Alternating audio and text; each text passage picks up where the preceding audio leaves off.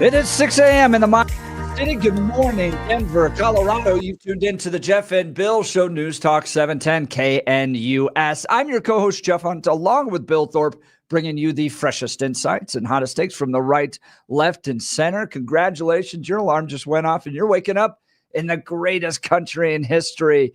Let's get to work. We've got a whole show planned for you of engaging discussions, critical analysis, most importantly, your phone calls and texts, because this is where Denver's voice is heard loud and clear.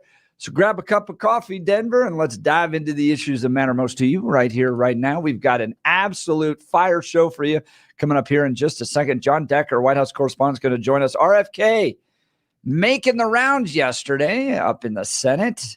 Is he going to get through and become our new HHS secretary? We'll get the latest on that, as well as the Colorado Democrat primary already starting to shape up.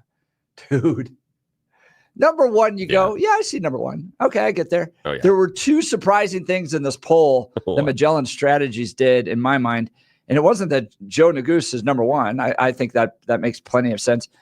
But that Jenna Griswold was number two. That was surprising. And Phil Weiser is way down. Yeah. Like the ambassador to Mexico, Ken Salazar, is performing. Yeah. The dude's not even in the state. Yeah. Right? Here. Yeah.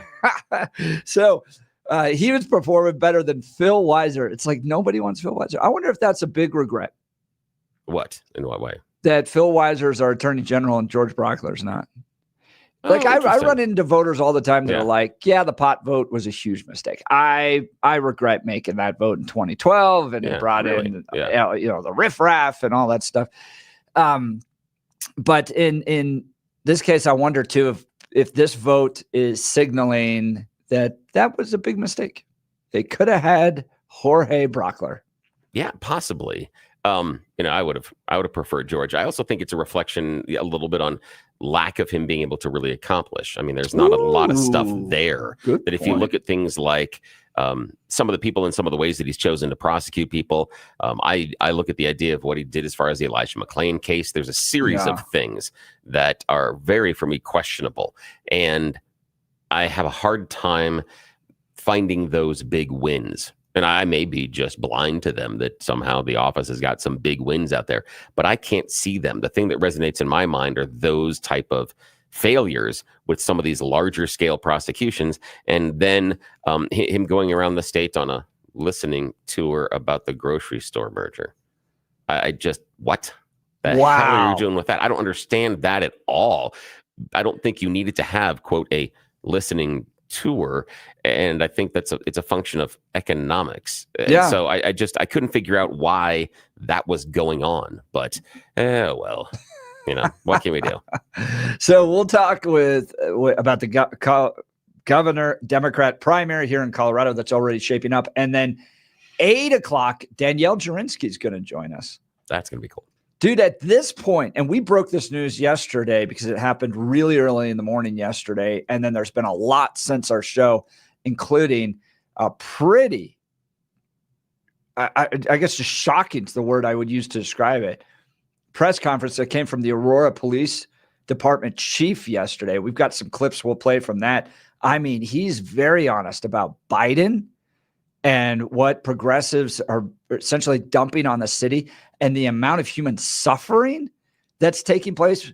I clipped all 41 minutes of it into small, relevant sound bites. If you go to x.com/Jeff Hunt, you can watch it all there.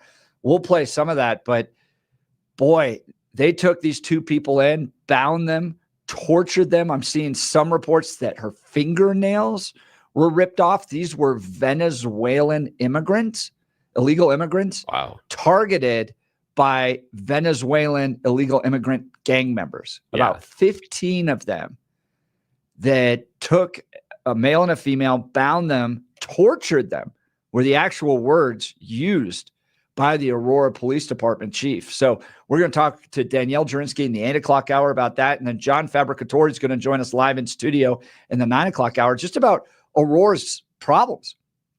Like, seriously, this is the same apartment complex that made international news, where you had folks with the long guns walking around. Remember seeing that? And then it spurred the now president-elect to visit Aurora, the only rally he did, all the news coverage, all of that. And this apartment complex still has the problems that it does, torturing people in these apartments. So what the heck is going on within Aurora's city management that this continues to be a problem? John Fabbricatore has some strong words, even calling for the resignation of Mike Kaufman at this point. So Fab will be joining us in the 9 o'clock hour. That, speaking of regret, we're sending Jason Crow back to Congress, not John Fabbricatore. Maybe God's plan in all of this was that John was going to be leading the effort to try to clean up our area on behalf of Tom Homan and Donald Trump. So we'll have to see. We'll ask him that in the 9 o'clock hour. So a whole lot of news to cover, but let's start first with news and comment with Blake Olson. Good morning, Blake. Hey, good morning, Jeff and Billy. It's going to be a great show. Sounds like a lot of fun, or possibly maybe not a lot of fun, but a lot of information. 23 and cloudy in Denver right now, expecting a high of 53 today. The 7-10 5-day forecast coming up. Our top story. The fact that they stepped forward, I think it shows again the incredible amount of courage that they had. We will not allow the victimization of our community members, again, whether documented or undocumented, to occur. Aurora police say gang activity was involved in a recent home invasion and kidnapping in Aurora that left a Venezuelan immigrant, a Venezuelan immigrant couple injured. The victims were held against their will. They were actually bound, both the male and the female. They were pistol whipped. They were beat. They were victimized. They were terrorized. Aurora Police Chief Todd Chamberlain, who Jeff is going to play more later in the program coming up, and he shared details on a Wednesday. He says that two victims were walking outside around 9 o'clock Monday when they were accosted by 13 to 15 armed individuals and taken to the edge of Lowry Apartments nearby. The male victim suffered a stab wound. Now police say they believe gang activity was involved, and 19 people are in custody in connection to the incident. This comes after the edge of Lowry, of course, the apartments, has been in the national spotlight. It sparked claims that the Venezuelan gang Trende Aragua had taken over the complex. Police say it's not yet clear whether the particular gang was responsible for the crime.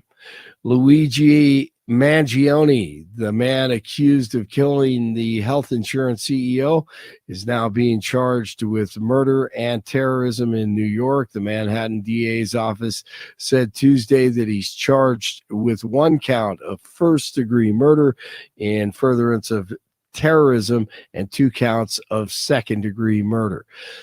Members of the House Intelligence Committee are getting a classified briefing about the recent drone activity over New Jersey. The FBI, CIA, and the National Intelligence Agency all gave reports at Tuesday's briefing and reassured lawmakers that nothing nefarious was going on. And Pocahontas, Elizabeth Warren, is on the case. Elon and Trump. Think about it this way. Here is this man, richest man in the world, who has multiple companies. So he's got Tesla, the electric car maker. He's got X. He's got Neuralink. He's got SpaceX and a handful of other companies. Those companies are directly involved with the United States government. Millions and millions of dollars worth of government contracts.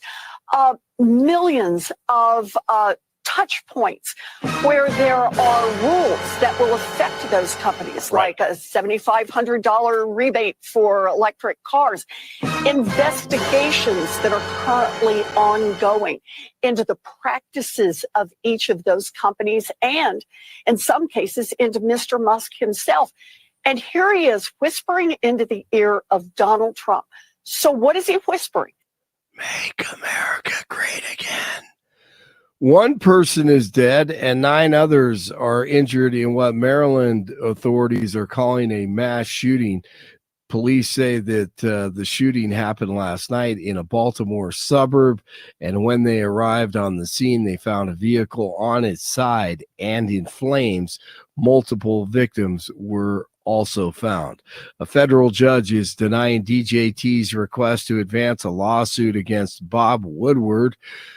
Trump sued the award-winning journalist in 2023 after giving 19 interviews for Woodward's book Rage. Trump claimed that even though he participated in the interviews and allowed them to be recorded, Woodward wasn't authorized to sell the audio recordings. Congress will vote this week on new legislation that would restrict U.S. investments in China. The new restrictions are part of a stopgap spending bill that would fund the federal government until March 14th. News brought to you by Lair Fireplace and Patio, Denver's premier source for everything fireplace, patio, and grills. Locally owned and operated since 1954. Online at lairfireplacepatio.com. 19 in Lafayette, 21 in Englewood, 23 in Denver. Jeff and Billy continue Thursday. Blake Olson, News Talk 710 KNUS. A Pacific cold front will be racing through the region today. The impacts on Denver will be minimal, however. The high country will see some snow today and into the evening, but Denver and the Front Range will generally be partly to mostly cloudy. Highs upper 40s and low 50s, becoming windy this afternoon, and you may feel it turning a bit colder by late afternoon and evening. The lows tonight in the lower to middle 20s. Partly cloudy and dry with highs in the 50s Wednesday through Friday, with overnight lows 20s and 30s. Meteorologist Don Day in the 710 KNUS Weather Center.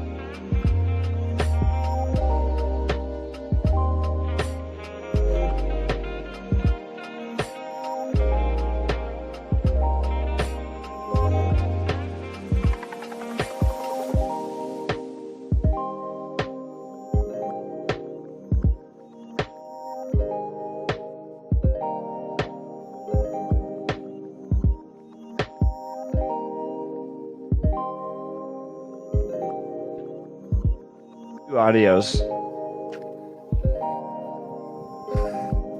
Welcome back to the Jeff. I got a little bit of echo. Oh, that sucks. I can't do it on the computer. We're just gonna have to play the bumper music that way. I don't know. I'm trying bumper music.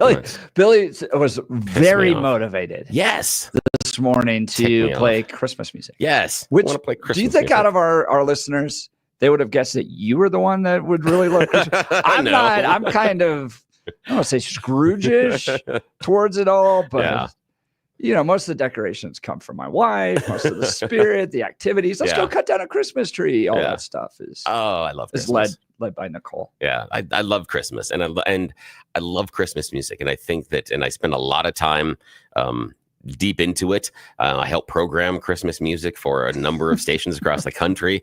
I spent time scheduling over a month of Christmas music, you know, full stations that went on to hundreds and hundreds of stations across the country. So yeah, I get neck deep into it. And there's no Grinch here with you. No, this is wonderful. I have so much fun this season, and I brought in my Christmas library. This is something I have spent a lot of time on. And so what we may do is we may have to play the music, and then I'll have to. You're like DJT and you're a little in some ways, yes. Listening music. So I can't figure out why the echo is there though. We'll figure it out.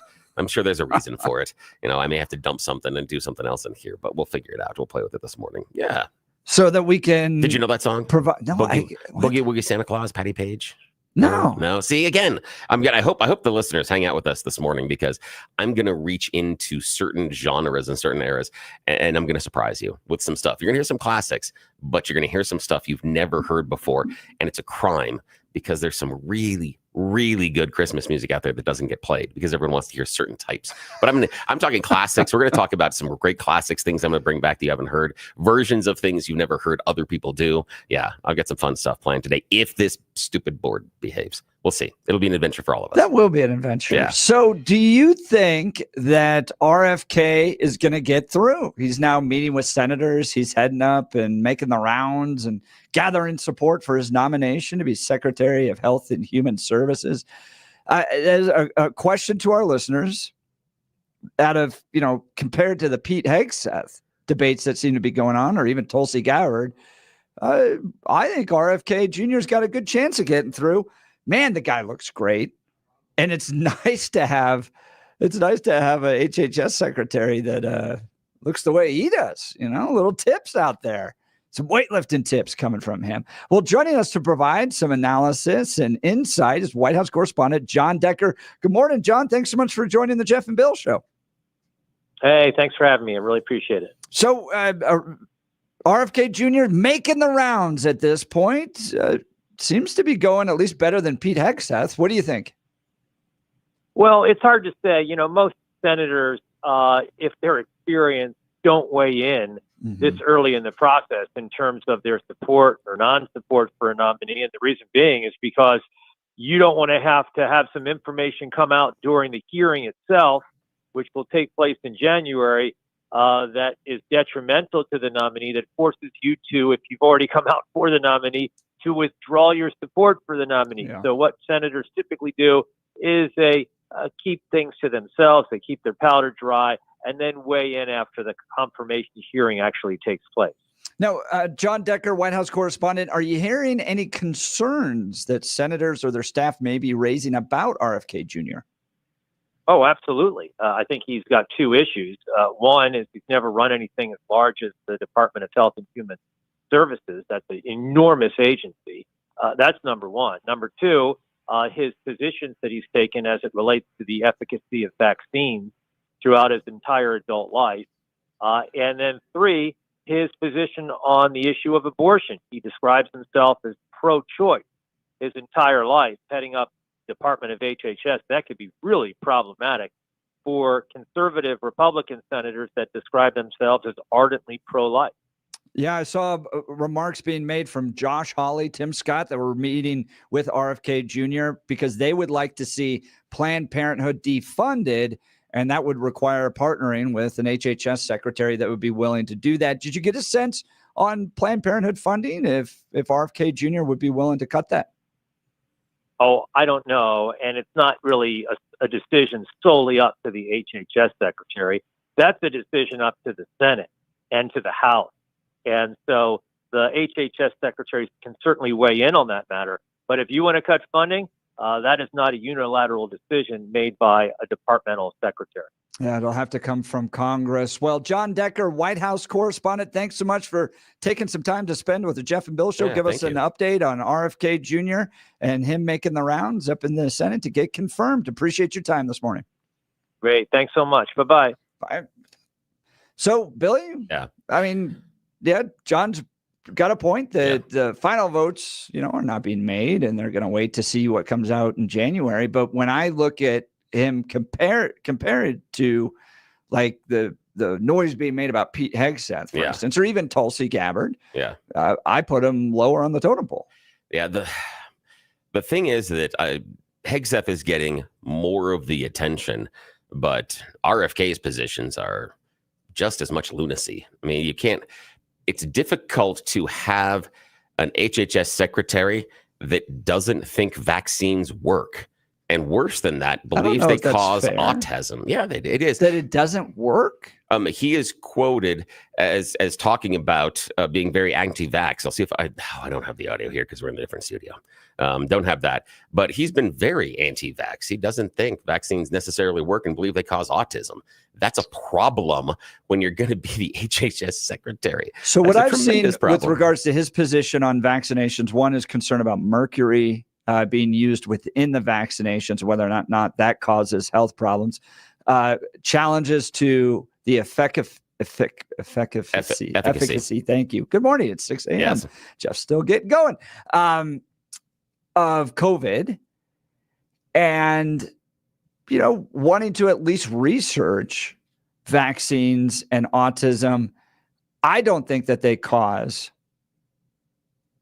autism, but the increase in autism that's taken place needs to be better researched. That's from my perspective, what it seems to be. There's been a lot of research. Yeah. And it's done. What causes? I don't know, but there's been research as far as a causal link between vaccines and autism. Mm-hmm. It doesn't exist. And he's repeating that issue. He has a guy that's a close ally that recently was talking about how we should even roll back the polio vaccine. That is crazy talk. Mm-hmm. That is lunacy. To hear things like that. I think the abortion issue is going to be difficult for him, but I don't think necessarily that the abortion issue can stop him, because I don't think the Republicans will care. I think this is more about fealty to Donald Trump, and that's what I'm hearing, that we have to respect. I mean, listen to, as I call him, Senator Football, Tommy Tuberville. He goes ahead and says, Donald Trump, he's allowed to make whatever picks he wants. No, the Constitution says the Senate has an advise and consent role, but he doesn't know. I mean, what do we expect from Senator Football when he thinks the three branches of government are House, Senate, and the executive? I mean, he doesn't understand the actual three branches of government. He doesn't understand how it functions.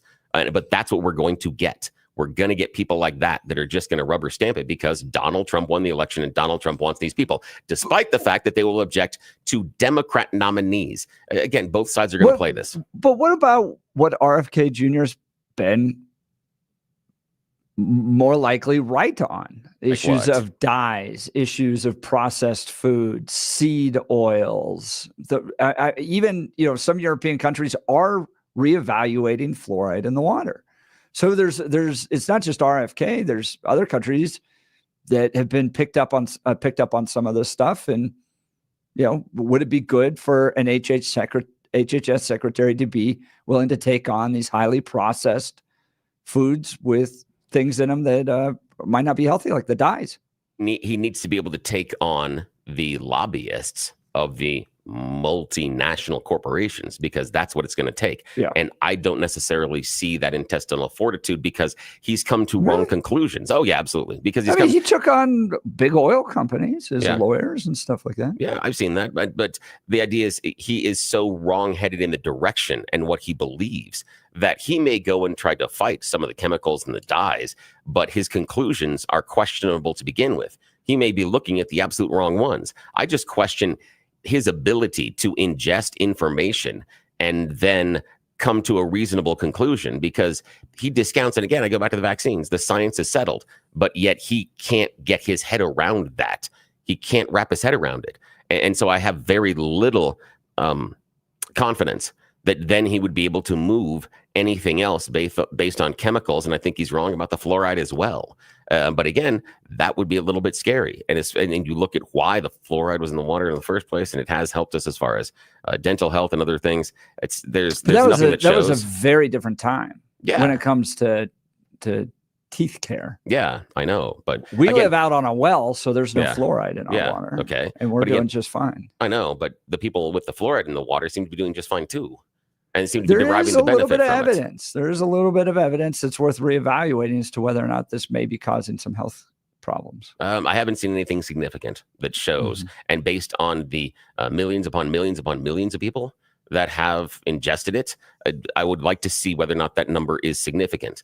And is it significant in the cases of things that we talk about that he's worried about and other things? So I just his whole idea and approach inside of science is tremendously problematic for someone that is going to be in charge of HHS. Yes, I like the fact, and I'm going to take this to or give attribution to the bread man here. He goes, he's going to be a contrarian in the government. I kind of like the idea that the HHS secretary is going to be a little bit of a contrarian, especially after everything we went through with COVID, where it was the science is settled, get in line, you have to do this. And a lot of it, like masking, social distancing, all that stuff was just kind of like feel good policies that were made up within within HHS without real scientific backing to it. So, like, what are you pointing to? What regulations and things do you think didn't social have? distancing, 6 feet. But social distancing, when you have an airborne... When asked by it, Fauci just said, well, it just sort of appeared. Yeah. Asked why 6 feet, not 5 feet, why not 7 feet? Yeah. He didn't have an answer. No, but the issue is... They just said it kind of just appeared within the policies. Yeah, it appeared because in the 6 feet, it doesn't mean that the social distancing is wrong. It doesn't say that we shouldn't have been social distancing. You're talking about the amount of distance. And there is some question I'm talking about the fact that HHS just kind of made it up. Well, no, they didn't. The idea... Yeah, they did. Wait, he said so. Hang on a sec. The number of feet that you need to be away from someone was the part. The social distancing was not made up. Social distancing has been a constant in this branch of viruses for decades. It doesn't matter. It's the idea of these pathogens that travel the same way that COVID-19 does are done through airborne particles. And it depends on the size of those particles as well, but they attach to. It's about social distancing. Always has been. And that's why when you sneeze and have little kids around, you want people to sneeze into either their hand, a handkerchief, something else, or their elbow. And same thing with the COVID. How did HHS determine 6 feet? Because it's some of the other guidelines with similar vaccines. Similar viruses. They didn't know specifically on this one, but the 6 feet is roughly about equal to what the others are. It's probably, looking at the science now, probably closer to 3.5 to 4 is probably what you're looking at. But these viruses can linger in the air for up to 35 to 40 minutes and can spread at least 10 to 15 feet away from the original person. So it has the ability. You don't think a contrarian would be good in this role after everything we went through with COVID? I like a contrarian. I am a contrarian. I was going to say. Yes. Yeah. Here's the problem. It needs to be grounded in reality. A contrarian that isn't Like grounded 6 in feet? science and reality. But again, 6 feet is grounded in reality. It is. Feel good, man. Hang on. No, it wasn't. Yes, no, it Jeff. was. Okay, let's go back to the beginning and we'll walk through it again. These I types know what of you're viruses. trying to say. No, it's not what I'm trying to say. It's not what it's what you're trying not to hear. You're trying not to hear that this is the transmission protocols for the virus. They have these type of social distancing rules about other viruses that are similar. Right. Because this is a novel virus. Yes, the amount of feet sort of appeared, but it doesn't mean that the social distancing regulation requirement was wrong. You're trying to discount everything. You were trying to come to the conclusion that nobody should have social distanced. No, and that I is never completely said that. wrong. That is What I completely said wrong based on the science. Was HHS throughout COVID was pushing a lot of things like the science is settled. If you just get the vax, you're not going to transmit COVID anymore. A lot of things that were just wrong. And because they just pressed them through without being contrarian, or at least considering contrarian attitudes or thoughts, they destroyed the trust level. With HHS. They destroyed the trust level because we don't understand science. They don't understand. I'm telling you, the leaders of HHS didn't understand science. This was pushed through politically. Did the recommendations from HHS change over the arc of COVID? Did it change, or were they say this is exactly at the beginning, and did they not change anything? No, they did change. Yes, and that's how science works. That's how science works. But Billy, you're discounting all of the moralizing that happened during the midst of it. I mean, I could play a clip from Kyle Clark going, "We need to shame people into getting the vax more." Last time I checked, though, Kyle Clark is not part of HHS, but and that's Bill, outside. That's what outside. Happened. That. No, it wasn't just. Well, we think this is a theory. We kicked moms and 2-year-olds off of airplanes. People lost their jobs if they didn't get the vaccination. HHS pushed all of this while claiming that the science was settled, then later changed things if they needed to and said, well, look, not everything was. Not if they needed to. That's how science works. But they didn't act that way. And the vaccine, no, here's the idea is we didn't interpret it that way. They were awful at messaging, but we don't understand how that happens. No. I'm sorry that the vast majority of people interpret it that way. Yes, I'm sorry that the vast majority of people don't understand. That were losing their jobs for not getting the vax supposed to interpret it? Well, again, why what is your moan and complaint about the vaccine requirements? Because we've had vaccine requirements for years. Why is it this one that you're mad about? This was a different vax. Yeah, and so what? And so every vaccine is a different vaccine. The vaccination requirements that took place on this. Yes. Because we still are doing them. Yes. I support the vaccine requirements on them. Yes. Wow. And you know why? Because I disagree with that. Well, here's the reason. It's because, again, this is the weird part is at this point, you want to push back against individual liberty. Everybody had a choice whether or not they could get the vaccine. Everyone had a choice. Yeah, with a gun to their head. No, choice. You had a choice. The only people that didn't have a choice were those people that enlisted in the military. But once you raised your hand, nurses, you gave up your choice. Doctors, all those folks, they didn't have a choice. Yeah, they did. No, you don't have a choice if you have a gun to your head. That's not a choice. Who put a gun to their head? They were going to lose their jobs. They can go and get another job, right? Where? Isn't that the point? Where is a nurse going to get another job without vaccine requirements? She can go and become a work from home editor. She can go do something else. Isn't that the point? Is when you can't get it. Isn't that the point though? If you don't like the work conditions, if you don't like what's going on, you need to go and get another job. If the place you're working turns into a union shop and only part of a union, isn't it the idea that you're supposed to go get another job? If your company isn't handing out annual raises, isn't the idea you're supposed to go get another job? I hear this all the time, that if you're not happy with the work conditions, go get another job, stop bitching, because you have the individual choice and freedom. Now, the requirements of the job changed and people lost their damn minds. That was stupid. We've had people that had vaccine requirements. The requirements were stupid. No, we've had vaccine. It came from HHS, I want a guy like Robert F. Kennedy Jr. at the top of it that's going to push back on this. We've had vaccine requirements for everything from public school to sports participation this was a different vaccine. For years. This was an mRNA ineffective vaccine. No, it was effective. The numbers show it was effective. How many boosters do you have to get to keep it going?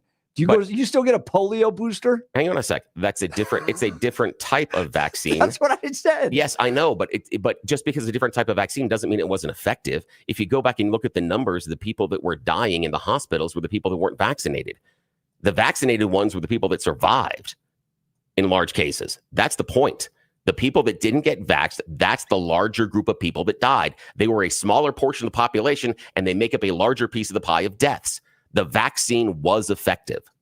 It stopped people from dying and getting sick and going to the hospital. That was the point. Do you remember when they said, though, that not getting it or getting COVID did not provide immunity? No, I don't remember that. Yeah, that's totally what they said. You still need to go get the vaccine, even if you had COVID. No, that's not what they said. That's absolutely. I will go find it. Absolutely push that. Even if you got COVID, they discounted natural immunity. Here's the thing is what you're doing. What you're doing is you're too broad brushing that. What they said was it depends on when you had COVID, the number of antibodies in your system. And because again, the virus changes, the virus evolves, just like with colds and flus. So if you get one version of it, how come you get multiple colds throughout a season?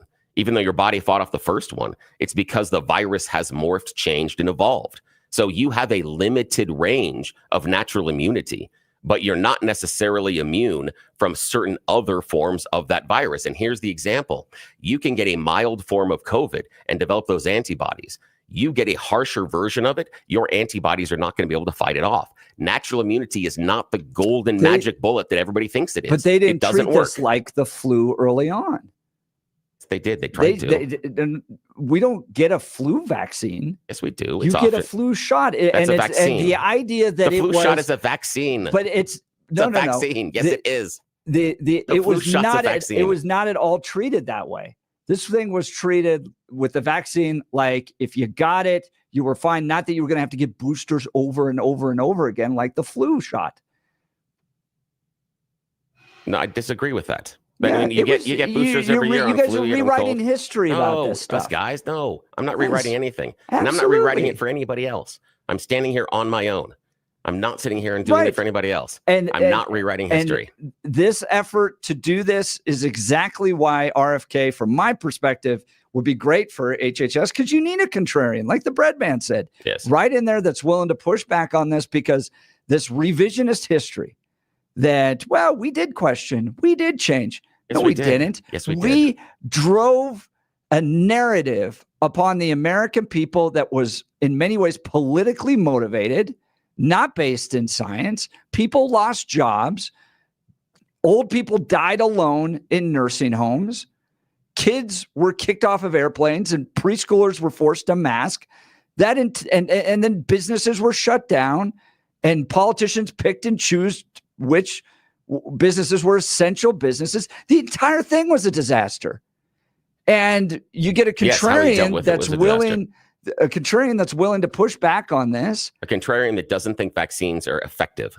That's a problem. But Bill, that's not true. Yes, it is. That's not what he says. Yes, it is. No, it isn't. He's challenged a few particular ones. No, he hasn't. And all of a sudden, he thinks all vaccines are wrong. His own words. I've looked at his own words, his writings on this. He doesn't say all vaccines are wrong. All right. Good Wednesday morning. You're listening to the Jeff and Bill Show. We are Denver's talk leader, News Talk 710 KNUS.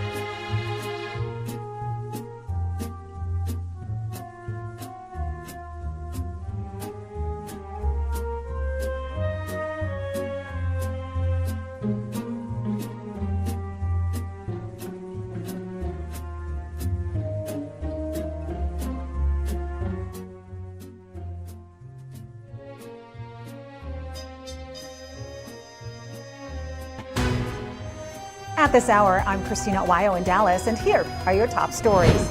Luigi Mangione has been indicted for the murder of 50-year-old Brian Thompson, the United Healthcare CEO who was gunned down in Midtown Manhattan earlier this month. The New York grand jury charging Mangione with 1 count of first-degree murder and 2 counts of second-degree murder, among other charges. The 26-year-old alleged killer has been fighting extradition to New York after being arrested in Pennsylvania, where he remains behind bars, facing both weapons and forgery charges. Mangione is expected to waive his right to fight extradition, with officials believing he could be in New York by this Friday. Manhattan District Attorney Alvin Bragg announcing the indictment at a news conference in what he called a brazen attack that was frightening and well-planned. The maximum penalty possible for murder in the first degree and murder in the second degree as an act of terrorism is life without parole. The maximum penalty for murder in the second degree is 25 years to life. Let me say this plainly. There is no heroism in what Mangione did. This was a senseless act of violence. It was a cold and calculated crime that stole a life and put New Yorkers at risk. We don't celebrate murders, and we don't lionize the killing of anyone. Israeli Prime Minister Benjamin Netanyahu says Israeli troops will occupy a buffer zone inside Syria for the foreseeable future. In Dallas, Christina Owayo, Salem News Channel. RockyMountainBargains.com, where you'll always pay half price. Why pay retail when you can get what you want at 50% off? Just go to RockyMountainBargains.com and save. Here's this week's featured item. $50 gift cards from Rodizio Grill in Inglewood and downtown. Get them now for half price. Get it now at RockyMountainBargains.com for 50% off. RockyMountainBargains.com, where you always pay half price. Restrictions apply. Go to RockyMountainBargains.com for complete details.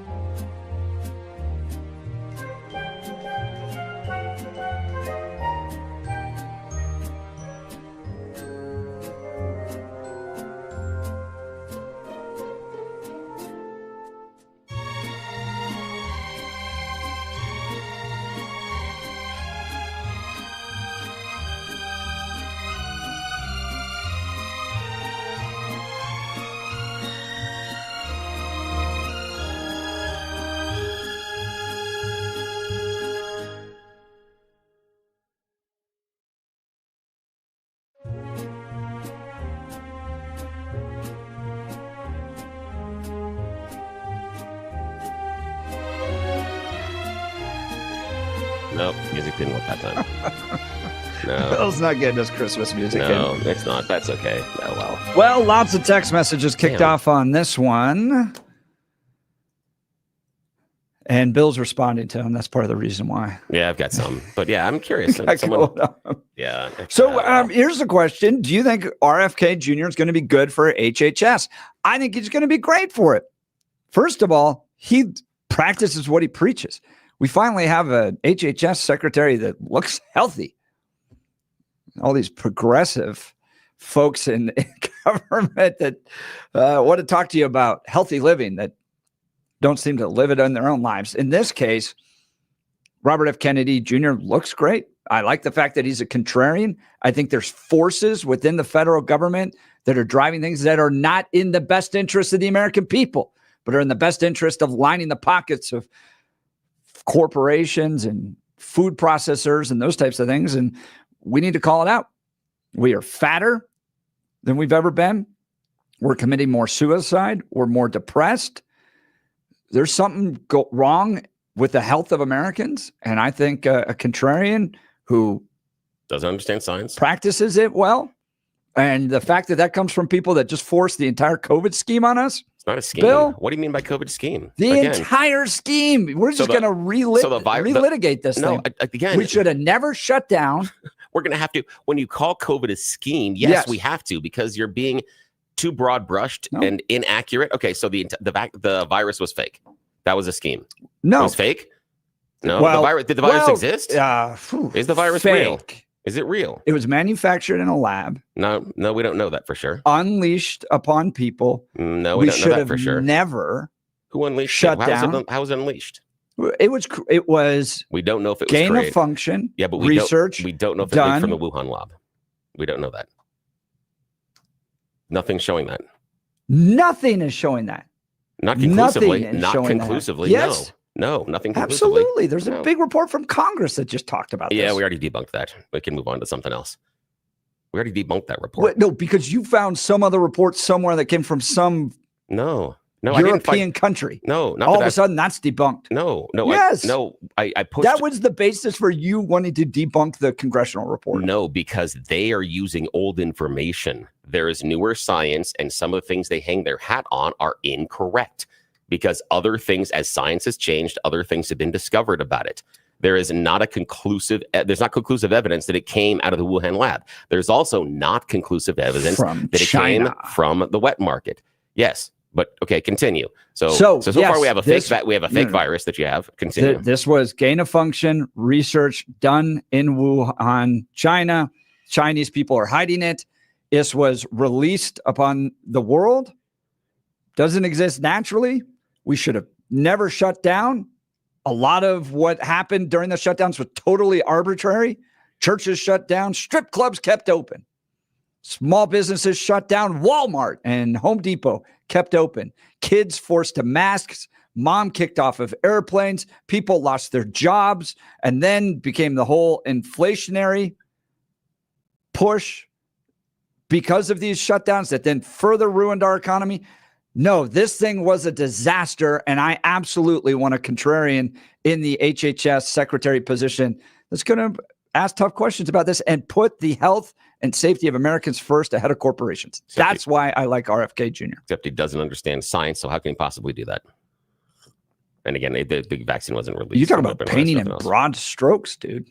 Dude, he doesning understand science. I mean, I'm sitting here, we're talking about vaccines, he's HHS. He doesn't understand them. And I found the quote for you. July 2023. Speaking on the podcast with Lex Friedman. He's asked if any vaccines are good. And I quote, "There is no vaccine that is, safe and effective." Okay. There we go. There is no vaccine. I'm going to go back to that because I've read totally separate quotes where he talks about it. There's the quote. What is the source for that? Lex Friedman's podcast 2023. Go and check it out. What is the article? Go and look. What's the article? Is that in Newsweek? Newsweek wrote about that? Yeah. Yeah. And I've heard from his own mouth that he's not anti-vax. Yeah. Okay. But when did you hear it? He said it recently. Yes, recently. Oh, so when he wants to be HHS secretary. That's weird. That's weird, huh? That was 2023, last year? Yeah. just as recently as last year. And I've heard it just as recently as last year that he's in favor of vax. No, I can't find anything that goes back there last year. He's not totally anti-vax. There's no vaccine that is, safe and effective. That's the quote. No vaccine, he says in that. Okay. I'm pretty sure we can draw a conclusion there. Yeah. Well, he says there's no vaccine. We got to get to You Choose the News. You're listening to the Jeff and Bill Show. This is Denver's Talk Leader News Talk 710 KNUS. Come on.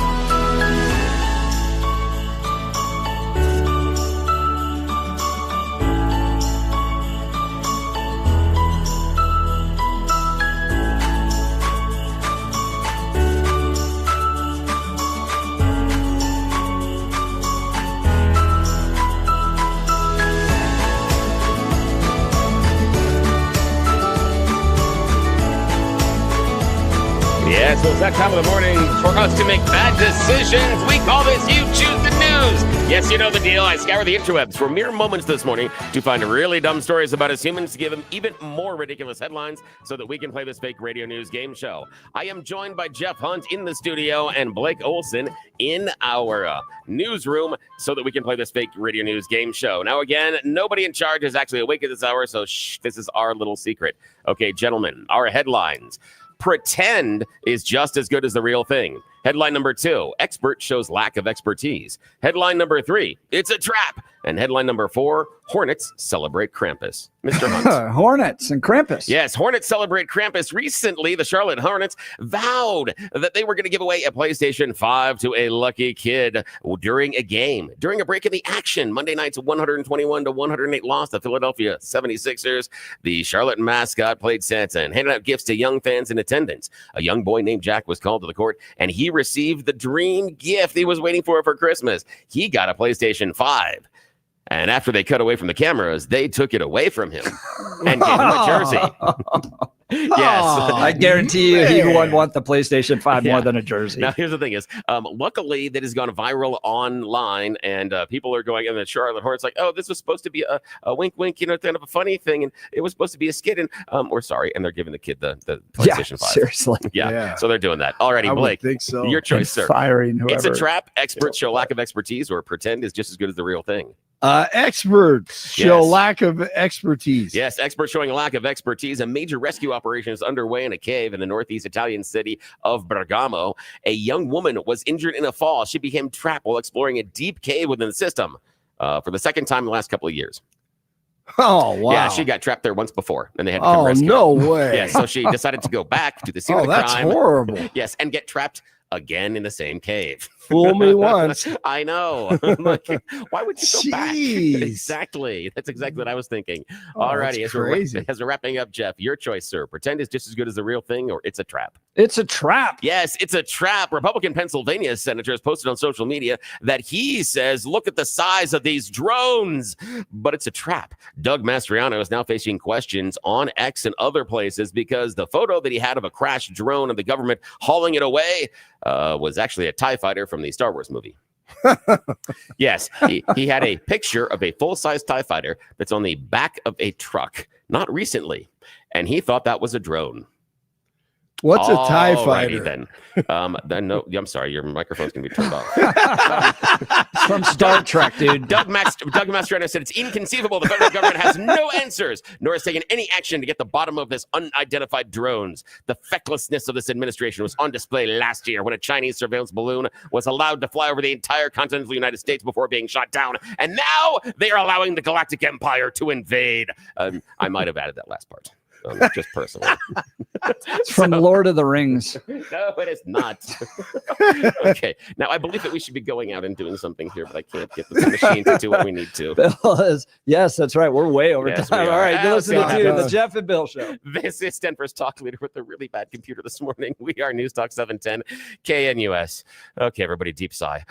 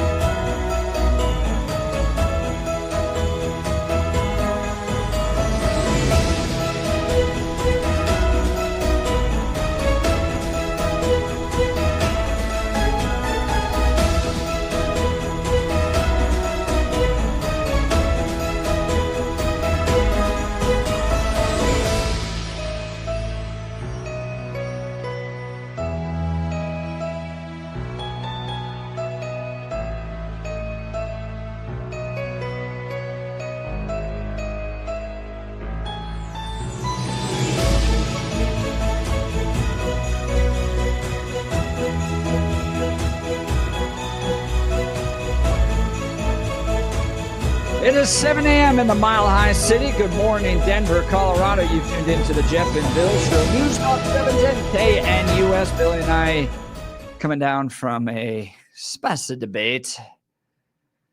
Yeah, that was fun. And okay, nobody else does that. Let's go. Yeah, no one else in town has the temerity to do this. Yeah, this is the kind of things that we do for you guys. Yeah, and we'll get to the phone lines here. We're talking whether or not RFK is going to be good for HHS secretary. I think he's going to be great. I think he's a contrarian. I think he's going to challenge. I think he asks good questions. Bill thinks he doesn't know what science is. Yeah. So you're welcome to Samoa. join the debate at 303-696-1971 or text us on the Dan Caplis Law text line at 720-819-5115. Let's check in with Frank in Denver. Good morning, Frank. You're on the Jeff and Bill Show. Morning. Yeah, morning. You guys are bringing up good points. I think the real crux of the issue, though, is going back to the pandemic, is that unfortunately we were suddenly thrust into a fearful situation where there were not a lot of absolutes, but our government officials and the people supposedly in power were presenting info like there were absolutes. And Bill, your comment on the 3 foot, 6 foot, 9 foot, 15 foot, all that is accurate. We don't know. I mean, you'd have to be out there with a particulate monitor and a viral monitor to measure people with 1 mask, 2 masks, whatever, to know. But then you're faced with only your common sense, and that's based on thousands of years of our lower brain, what's good for me, what's not, and your internal BS detector. But I think the real thing of the whole Trump movement, the MAGA movement, and even the nominees that he's put forth, the biggest hesitancy of our government and our senators and representatives is that these guys are all of a sudden questioning authority. We've got nominees that are going to question authority. And it's almost like when you ask a question, you're going to have to ask the person, are you 100% sure of your answer, 90% sure, 75% sure, 50%, or I don't know. And that's the sad truth that we're faced with today. And again, our internal BS monitor is our only biggest and best detector of this. And yeah, we got the internet now, we got the Google, we can look it all up, but even they can't quote with absolute authority. And only you, who is able to pull this up or making and putting forth your best idea about these things, but we still have to make our mind up. And on this case, the pandemic, it could have been a lethal decision that you make. Now, that's the statement I have, number one, on what you guys were just arguing about. The other question I want to ask is about, I just heard Hugh Hewitt commenting that the Congress voted to not put in radios, AM radios, in future cars. Is that true? Could that be absolutely true? That they would it looks like it was not included in the continuing resolution that the government needs to do to stay open, because we've got a ticking time bomb of the government supposed to close, certainly. And of course, as always, our ineffective Congress is going to kick the can down the road and not take responsibility or do their actual job and pass a budget.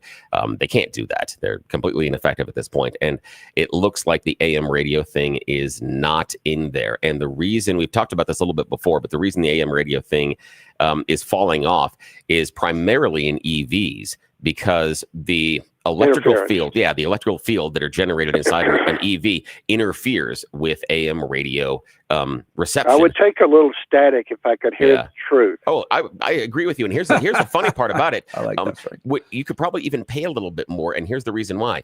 The car companies can insulate it. They don't want to, because it costs more money. They don't want to have to insulate a radio they put into an EV and not insulate a radio that goes into a gas burner. That's the problem. I think it was a cheap shot at the conservative audience. But, I mean, that's why Democrats aren't. Yeah, I think that's part of the reason that Democrats aren't supporting it. But you've got to make the argument based on the emergency broadcast system. That's the issue. On Hugh Hewitt, just preceding you, I heard a very revealing thing. He was interviewing Chris Coons, Democratic stalwart, who sometimes will come at least talk to the other side of the aisle. But Hugh got him to admit in his lawyerly fashion that he doesn't listen to any,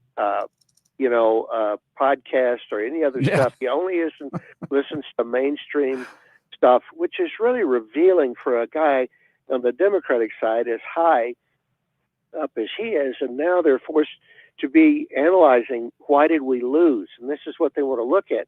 So you're gradually inching closer and closer to the truth that's out there among the population, and that is refreshing.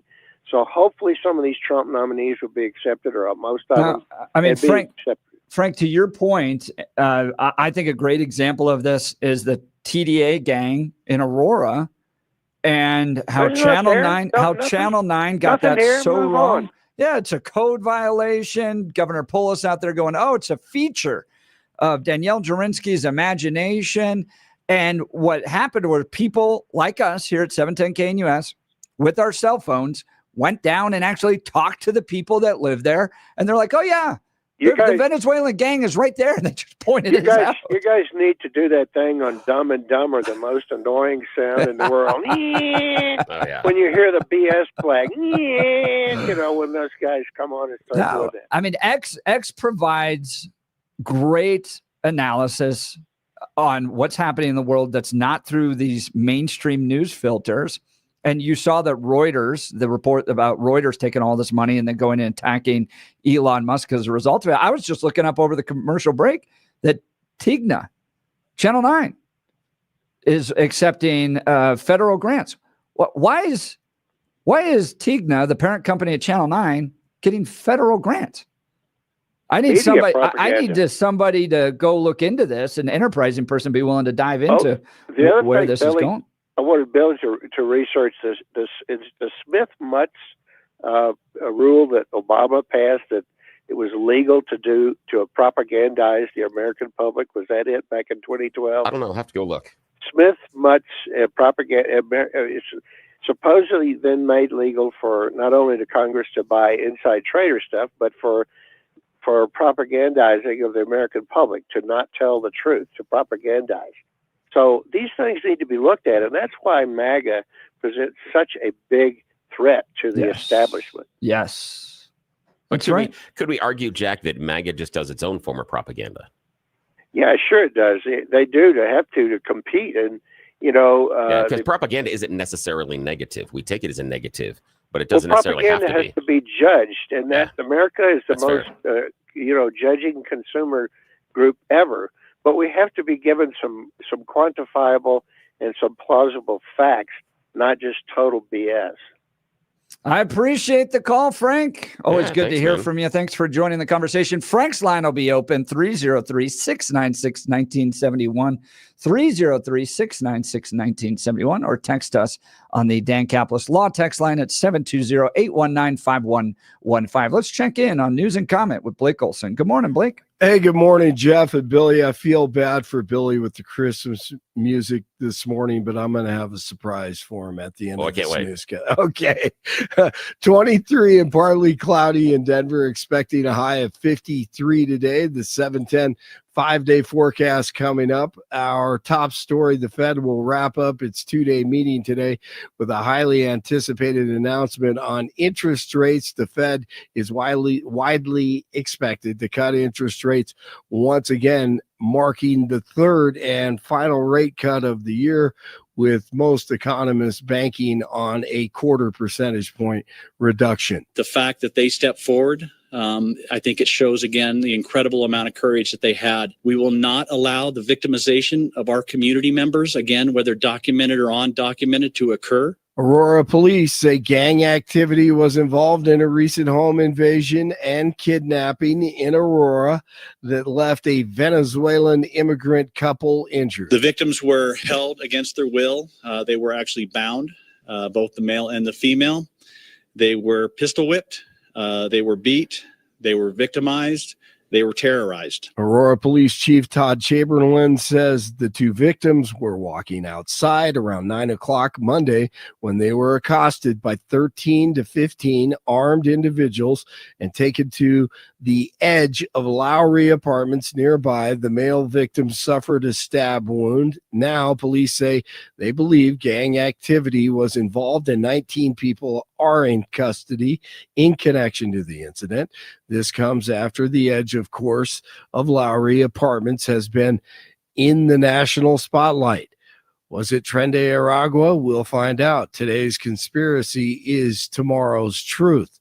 NBC's White House correspondent Jon Decker on with Jeff and Billy last hour, discussing RFK Jr. and his visit with senators in D.C. Most people believe he will not have a problem being confirmed as HHS secretary. Decker says not so fast. Oh, absolutely. I think he's got two issues. One is he's never run anything as large as the Department of Health and Human Services. That's an enormous agency. That's number one. Number two, his positions that he's taken as it relates to the efficacy of vaccines throughout his entire adult life. And then three, his position on the issue of abortion. He describes himself as pro-choice his entire life, heading up Department of HHS. That could be really problematic for conservative Republican senators that describe themselves as ardently pro-life. Former NFL star Herschel Walker has been nominated to be the U.S. ambassador to the Bahamas. DJT posted on social media that Walker has spent decades serving as an ambassador to our nation's youth, athletes, and military service members. Walker also made an unsuccessful bid to win a Senate seat in 2022. Luigi Mangione, who's accused of murdering United Healthcare CEO Brian Thompson on a New York street last week, could be extradited to New York as early as tomorrow. Mangione is currently being held in Pennsylvania, where he has a court hearing tomorrow that could result in him being sent to New York. A candlelight vigil was held in Madison, Wisconsin last night to remember the victims of Monday's shooting at a private school. Police say a teacher and a student at Abundant Life Christian School were killed by a 15-year-old girl who then turned the gun on herself. The deadlines are fast approaching to get holiday cards and packages in the mail in time for Christmas. The deadline to send first-class mail or to use USPS Ground Advantage is today. The Postal Service says priority mail should go out by December 19th. Priority mail express items should be sent by December 21st. And time to play Stump Billy. Since Billy hasn't been able to play his Christmas music oh no, there's a lot this of pressure. morning. Yeah, I know, man. And if you get this is going to be incredible to me. I'm buying you dinner. Okay, then if I'm you get this. So I'm going to play like 5 seconds here. Oh, crap. My favorite Christmas song. I don't expect you to get it, okay? But it's my favorite, man. I love this one. So here we go. And then you tell me if you have an idea. If you're close, okay. I may. Like that sounds like the 80s. It sounds like the beginning of the that's true. The oh god, the one with Dolly Parton. It's a duet. There's that good one that guess. he does with Kenny Rogers. Yes, good guess. And there's that one. Or it's too slow for Hall & Oates Jingle Bell Rock. Right. Yeah, it's too slow for that. It's an 80s kind of 90s. You know the group, but I just love this. When I worked in Dallas, I heard this and I was like, oh man. And one of the famous DJs there, I'd see him all the time, and I said, man, you got to get me that song. Yeah, and he got it to me on cassette. Okay, so it is the OJs, and I can't hardly. There you go. I gave you a little Christmas. Oh, I appreciate that. Christmas Jeff, what's your tunes. favorite Christmas carol? What's the one that you go to? Silent Night. I knew he was going to say that. Yeah. The OJs from the You can't do that. No, I don't know. I don't look. My son is a very talented saxophone player. Yeah, and, really. He was doing great. His Christmas carols and pageant over at Lehigh did absolutely awesome. fantastic. Enjoyed that. But when it comes to particular songs or anything, I just I'm a little Grinchish. Oh, see. Okay, now we're going to take a little diversion here. I'm going to try to play, see if I can get it through the computer. I can't play all of it, but I'm going to see if I can play a portion of what is my favorite Christmas carol, but hardly anybody knows it because it's depressing and sad. Let's see if it works.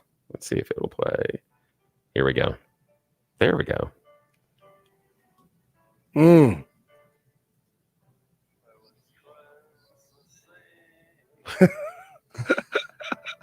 Oh, yeah, this fits me.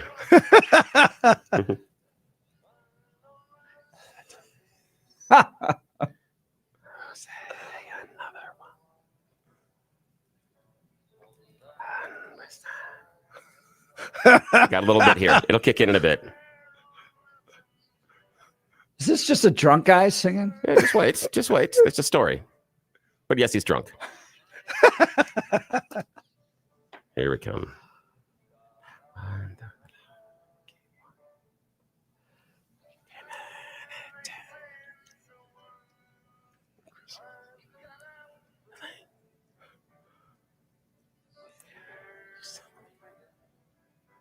Oh, this is so beautiful. Just hang with me. Hang with me.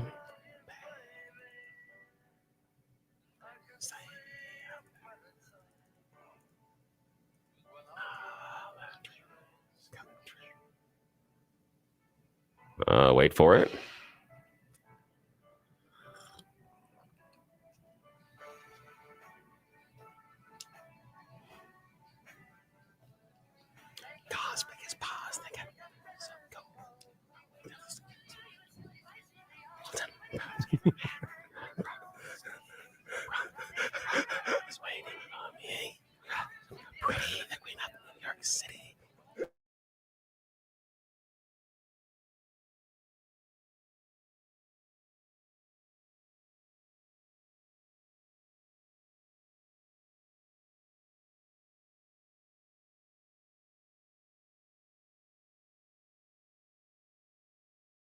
That's my number one all-time Christmas carol. That's actually pretty good. Yeah. What is that? That is Fairy Tale of New York by the Pogues. So at 619-3433 asked if you were going to play Fairy Tale of New York. There we go. And then just wrote in all caps with a ton of exclamation points. Yes. That is the best. Fairy Tale of New York. Yes. But it's a tragic love story because in the next verse you got there, they go at each other. Oh yeah, they go at each other as far as you're a failure and you've disappointed me. And then at the end it's like, no, but you love each other. It is so beautiful. And it's so like, wait, how is that a Christmas song? Yeah, it's a Christmas song, Fairy Tale in New York. Yes. I get it. But wait, how is it a Christmas song though? It's emotional. It's about Christmas. It's about Christmas time. They're celebrating Christmas together. That's what they're doing. It's about the Christmas season and spending it together. They talk about being in the city during Christmas and the NYC and the New York City Choir singing Galloway Bay. And the bells ring out on Christmas Day. They're talking about the bells ringing on Christmas Day when they're dancing. They're talking about what they're going through. Yes. It's a Lifetime movie. Yes, and it's a tragic love story. And they love each other, but they hate each other, but they love each other. And it's wonderful to see. Hallmark. It's fantastic. Yeah, that's my jam. That's the one. But nobody plays it. I like it though. I actually like a good story in there, and you have to stay with it the entire time. I got another one that we're going to play later from a little known band that comes from the early 2000s. That is an underrated Christmas carol that's got a real nice rock flair to it. And then we may even reach into something from a small band out of Ohio.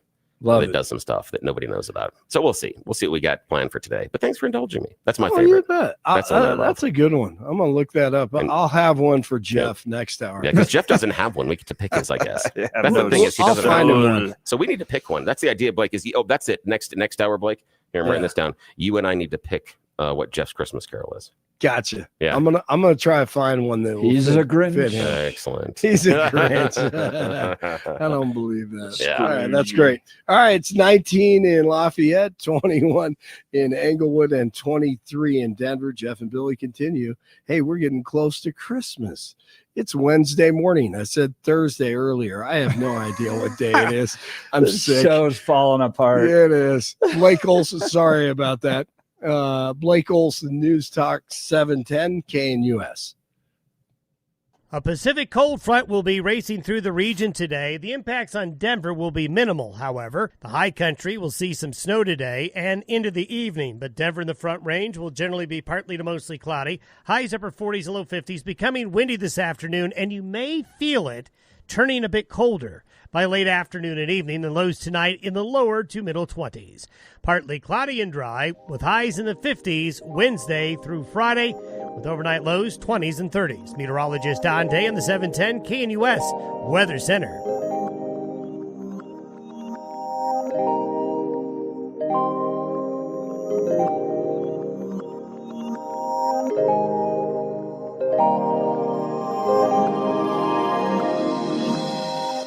It's a Christmas song, kind of a country one. Do you know this?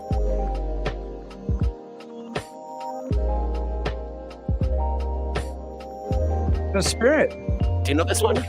No. As a Colorado boy, you don't know this? Oh my God, I'm so happy I get to introduce you to this one. Yeah, listen to this for a sec.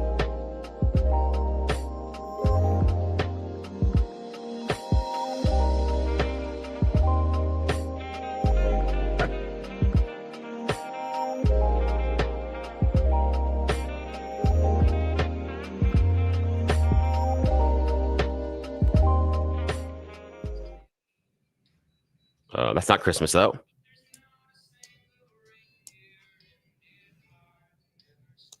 So who is this? Nitty Gritty Dirt Band. Oh, I didn't know they were Coloradans. Well, no, but this song's called Colorado Christmas. Yeah. Yeah, so here it is. Ah.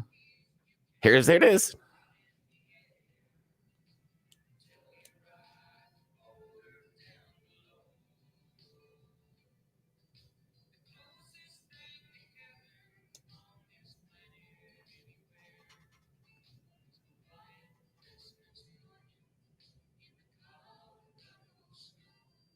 Isn't that cool? There you go. Yeah. Nice. Nitty Gritty Dirt Band. Add that to your playlist. That's a fun one. You'd like that one. I would like that one. Yeah, that one could go in the Hunt family. It's just my brain, like with sports and music, just doesn't get into the weeds like you do. Oh, yeah. So, but that's a good one. I grew up with parents that owned 90s country radio stations, and I still. I'm surprised you don't know that one. I hung out with Vince Gill, and I was like, oh, that's cool. Hey, Vince, what's up? I still don't know. Never really even knew what he did. That would fit in Nitty Gritty Dirt Band in the country. That, when you get into the Christmas stuff, I'm surprised. That's why I'm surprised you didn't know that one. But I'm glad you can hear it for the first time. All right, the Colorado governor's race for 2026 already heating up. It's just 2 years away. Jarhead Polis is out. By the way, we always get text messages from people that are like, don't call him that. Not because they don't like him, but because they want to reserve it for the Marines. That's a Marine term. Don't waste that on our governor. That's funny. How dare you?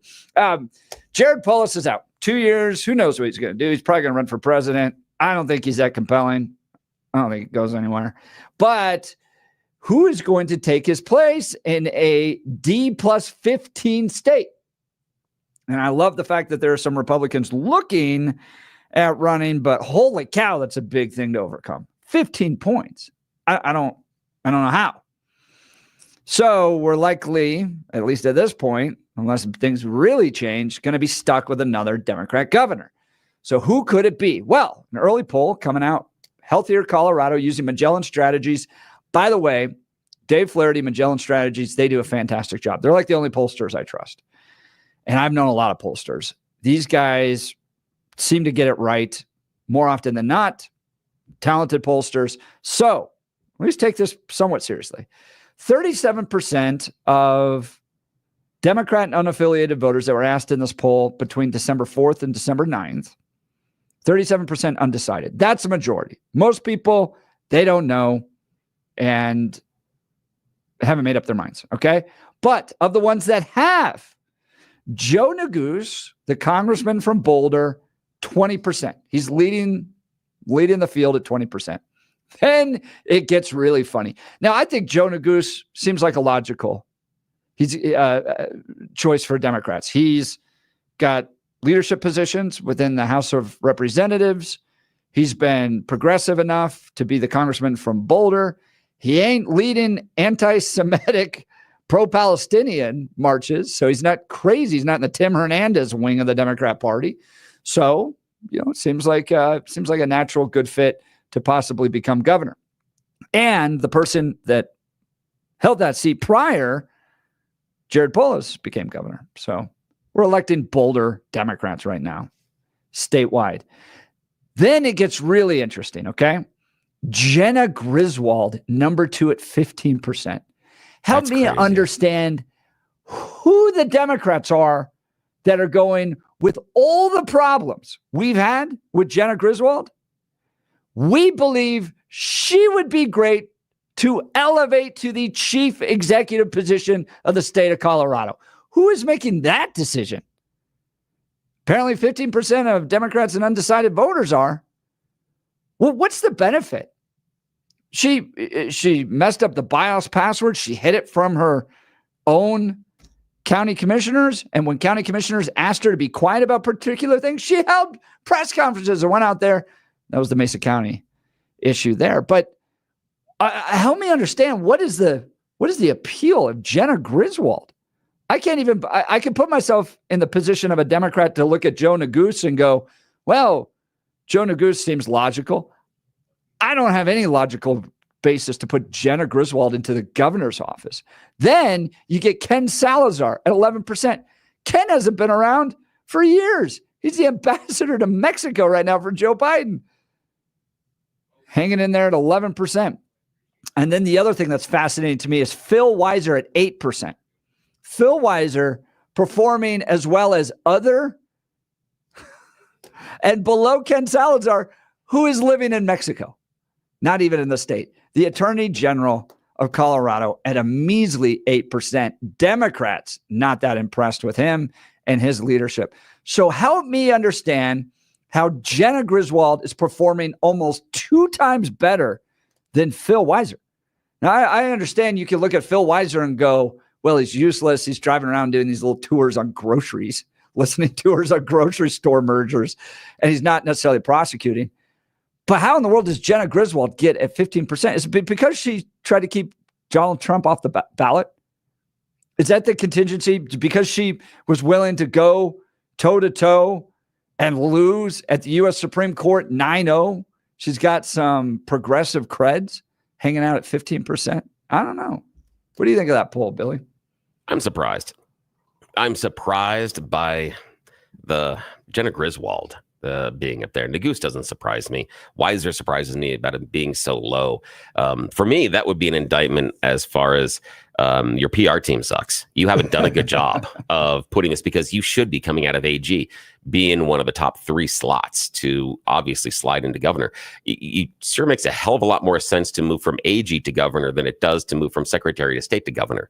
That's the part, is the people that are below Griswold have to understand that you normally have what are considered lesser offices, yet she has been rewarded with the higher profile. Yeah. I also think this disproves my theory that I thought her being so political in her office was going to be a negative. So far in the Democrat Party, it's a positive.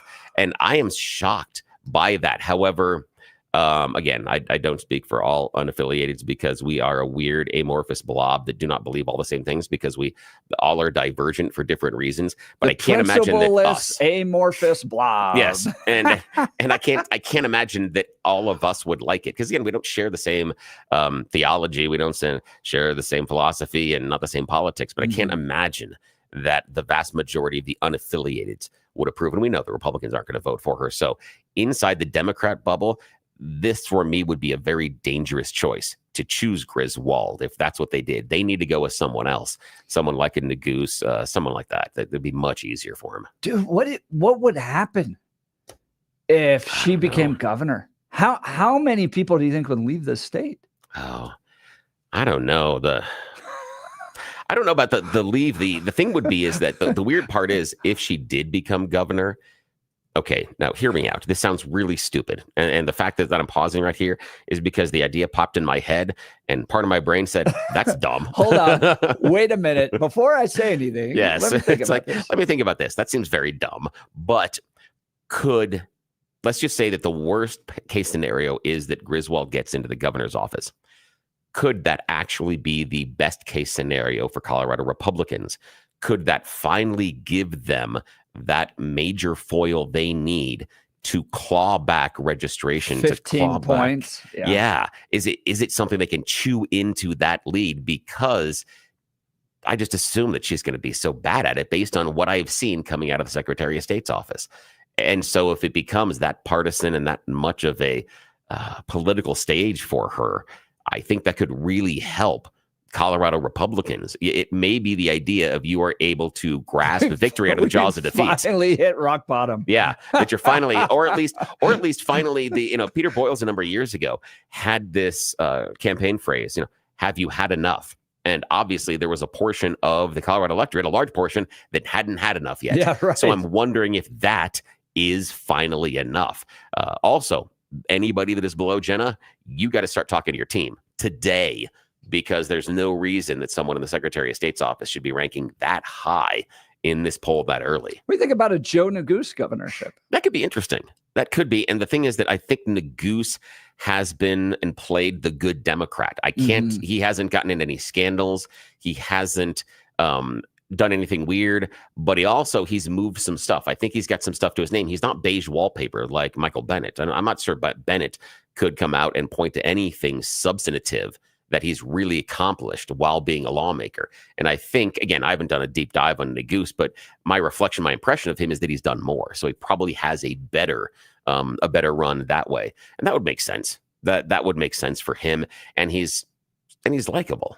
So I think he could be non-offensive to the right number of people. From Bakersfield, California, married, 2 kids, got his BA and JD from CU. Interesting. He's served as House Assistant Democrat leader since 2004.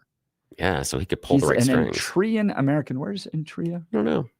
I wonder what Eritrean American is. Eritrean American. Oh, I don't know. Eritrean American. Huh. I don't know. I'd be curious about, what his resume, because if he can come out and say, I worked on this and this and this, that could be necessarily positive. That's the thing. You always talk about very accurately with candidates that they need to find their pet issue or their pet thing. Like if they're really good on constituent services, or they're really good on this, to find that and kind of hang your hat on it. So I'm curious to see what Neguse is, where he hung his hat. And if it's, the right kind of non-offensive things, might be a good play for him. It may work out. And I think right now he probably has among the best name recognition in the state. Yeah, I think you're probably right. And just typical progressive voting on social issues, climate change, economic healthcare.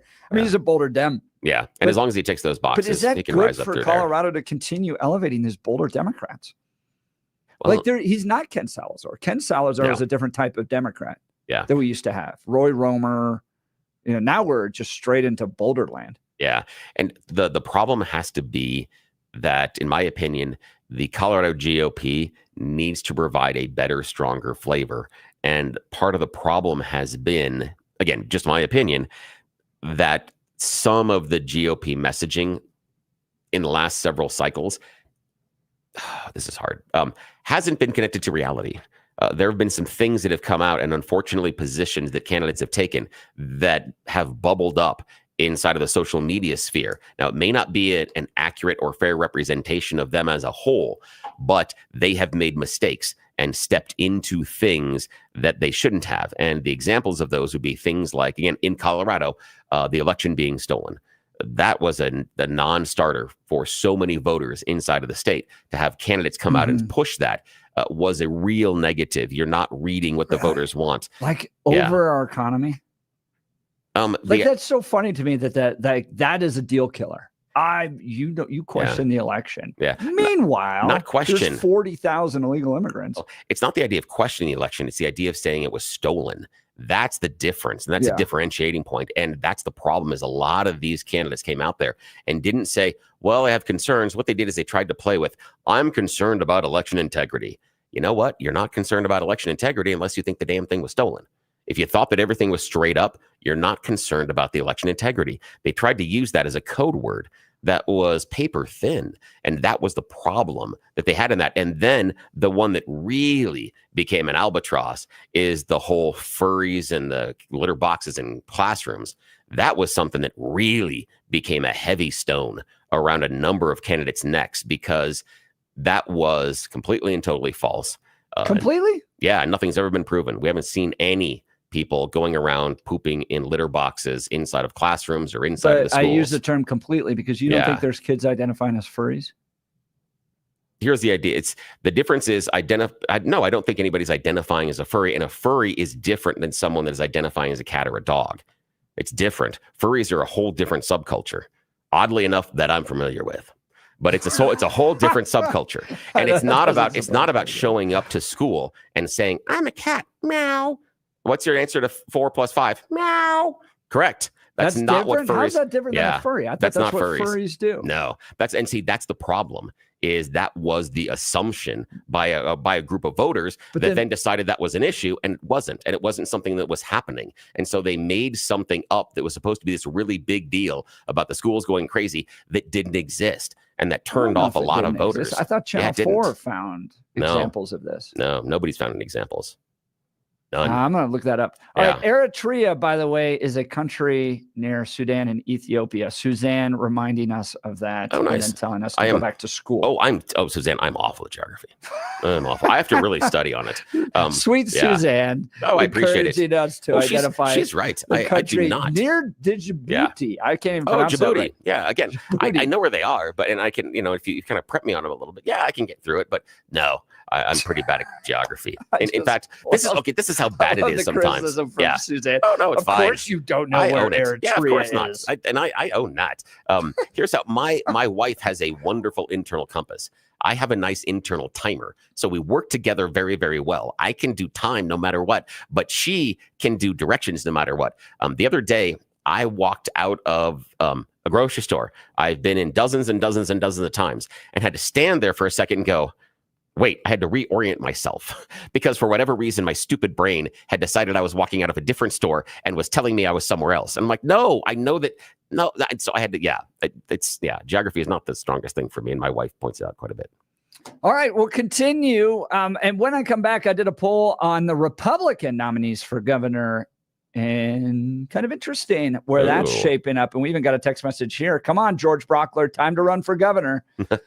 And I want to know who our listeners would want. I mean, if you got the magic wand, who would you think would be the strongest candidate for any political party? I don't care if it's Dem or I don't care if it's Republican. If you were stuck with a Democrat, who would you want to be the Democrat governor of Colorado? Ooh, that's a good one. Jenna Griswold, Joe Neguse, Phil Weiser. Give us a call, 303-696-1971, or text us on the Dan Caplis Law Text line, 720-819-5115. You're listening to the Jeff and Bill Show. We are Denver's talk leader, News Talk 710 KNUS. Who's your candidate?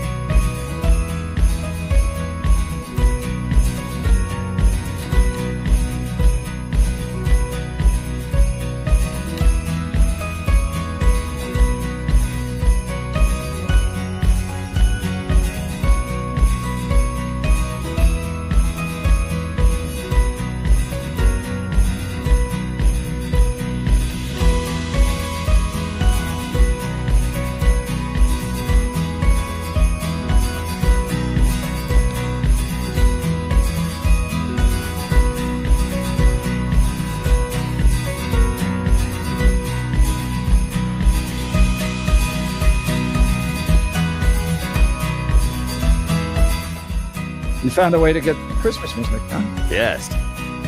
Yes. So good. This is Duke Ellington. Text messages. I'm so happy. 0459. Griswold would be the best for the GOP because she'd make such bad things that she'd draw unaffiliated towards the GOP. See, one of my people. I can agree with that. Man, the state would be in a big problem. All right. I put a poll up regarding Republican nominees, and the big four I've heard so far, Heidi Ganahl, Mark Baisley, Dan Caplis, and Greg Lopez. Heidi at 47.5% leading. Dan Caplis second at 24. Greg Lopez third at 15. And then Mark Baisley at 12. At this point, 2 years out, it's name ID. Yeah. So I think that's what that poll reflects. Heidi Ganahl is more well-known than everybody else. Yeah, and she was the last candidate. So last candidate. It's like when you run the poll now and people are like, yeah, Kamala Harris, 2028. Exactly. Like, not a chance. You're like, did you listen to the question? Not a chance. Not a chance. Not Kamala a chance. Harris. But Heidi was the last one. Highest name ID. I think that's what it reflects. Yeah, I think so too. But would it be a sacrificial lamb? Because could you overcome a 15-point deficit? Now, the big difference out there, though, is the money machine. Jared Polis didn't raise that much money. He just wrote his own check in order to become governor. Yeah, that's true. So if you don't have that anymore,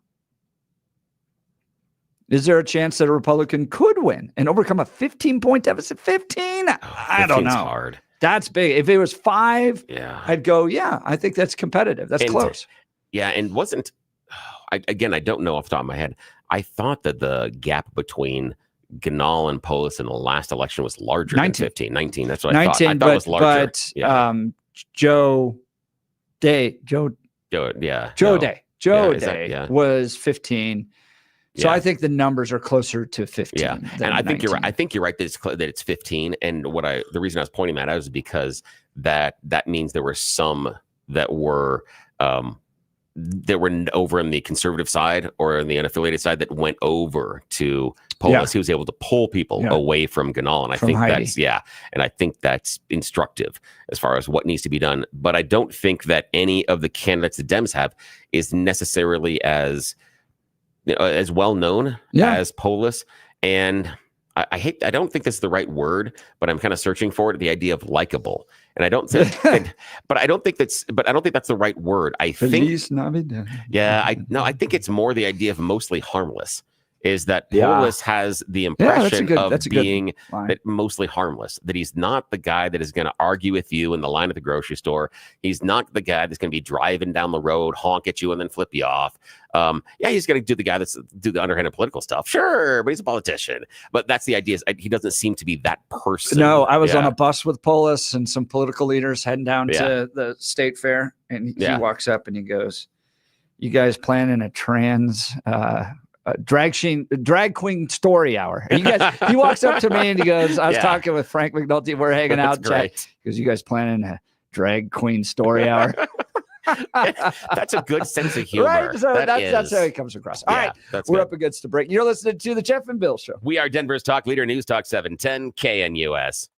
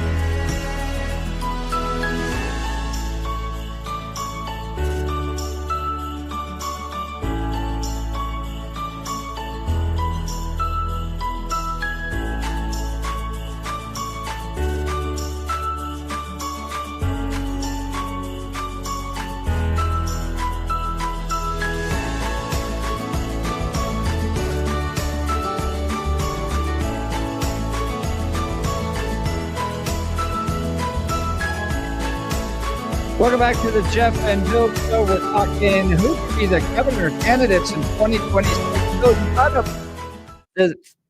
The idea that the furries thing wasn't happening. I remember Sean Boyd finding this. This was in October of 2022, right up in the run-up of all that elections. She reports 1 month after Jefferson County school administrators denied that kids were dressing up as so-called furries at school. CBS News Colorado has obtained emails showing the district was aware of the issue and yet denied it was happening. Darlene Edwards is among the parents who wrote in. She says when her 14-year-old son came home from school and said classmates were dressing up in animal costumes, she initially urged him to ignore them. It got progressively worse, she told CBS 4. He said, but Mom, they're scratching, hissing, and barking. And he was acting agitated, and he was getting agitated and overwhelmingly frustrated. Where's the pooping in the boxes? But because that was the issue. But you said it was entirely not true. Here's the thing. The story was these schools are letting these kids identify as furries and they're pooping in litter boxes. We have no pooping in litter boxes. We have none of that going on because that was the danger. But that's not what was said. It was said that they were. That wasn't the danger. Was they were doing the pooping in the litter boxes. And again, these kids are showing up dressing in animal costumes, probably doing things like onesies and pajamas. But that's not what Heidi said either. Heidi said that these kids are identifying as cats. The whole thing was about pooping in litter boxes with it. That was the danger. That's not pooping in litter boxes here. That's not what Heidi said. That was the danger behind of it. Yes, I believe she was on these airwaves and talked about people pooping in litter boxes. I'd have to go back and look, but that was the issue. But the other part is these kids showed up and they were wearing pajamas and they were barking or hissing each other, but kids do that all the time. They do that for all sorts of different things. No, this was more than that. This was identifying as animals. This is part of the trans agenda that was taking place, and CBS 4 knew about it. No, CBS 4 or Jefferson County knew about it. No, they showed up. People that wore costumes and barked at each other. So what? That's not identifying as a dog. I disagree. All right, we'll continue. You're listening to the Jeff and Bill Show. KNUS. At this hour, I'm Christina Wyo in Dallas, and here are your top stories. The motive for a school shooting that killed a teacher and a student and wounded several others at a Wisconsin Christian school appears to be a combination of factors, according to a police chief who petitioned the public to share what they might know about 15-year-old Natalie Rupnow, who attacked a study hall before shooting herself. Madison Police Chief Sean Barnes didn't offer any details about a possible motive. However, he said allegations of bullying at Abundant Life Christian School would be investigated. Barnes said police have not confirmed the authenticity of a document that might have been written by Rupnow and could give some insight into her actions. Barnes saying, quote, identifying a motive is our top priority, but at this time it appears the motive was a combination of factors. Besides the deaths, 6 people were wounded, including 2 students who are still in critical condition. Some have asked if people were specifically targeted. Everyone was targeted in this incident, and everyone was put in equal danger. Police are sending out a correction on information they released concerning the 911 call that was made to report the Madison, Wisconsin Christian school shooting, saying the caller was not a second grader as originally reported, but instead was a second grade teacher at the school. That's what you need to know at this hour. In Dallas, Christina Wyo, Salem News Channel. RockyMountainBargains.com, where you'll always pay half price. Why pay retail when you can get what you want at 50% off? Just go to RockyMountainBargains.com and save. Here's this week's featured item. $50 gift cards from Rodizio Grill in Inglewood and downtown. Get them now for half price. Get it now at RockyMountainBargains.com for 50% off. RockyMountainBargains.com, where you always pay half price. Restrictions apply. Go to RockyMountainBargains.com for complete details.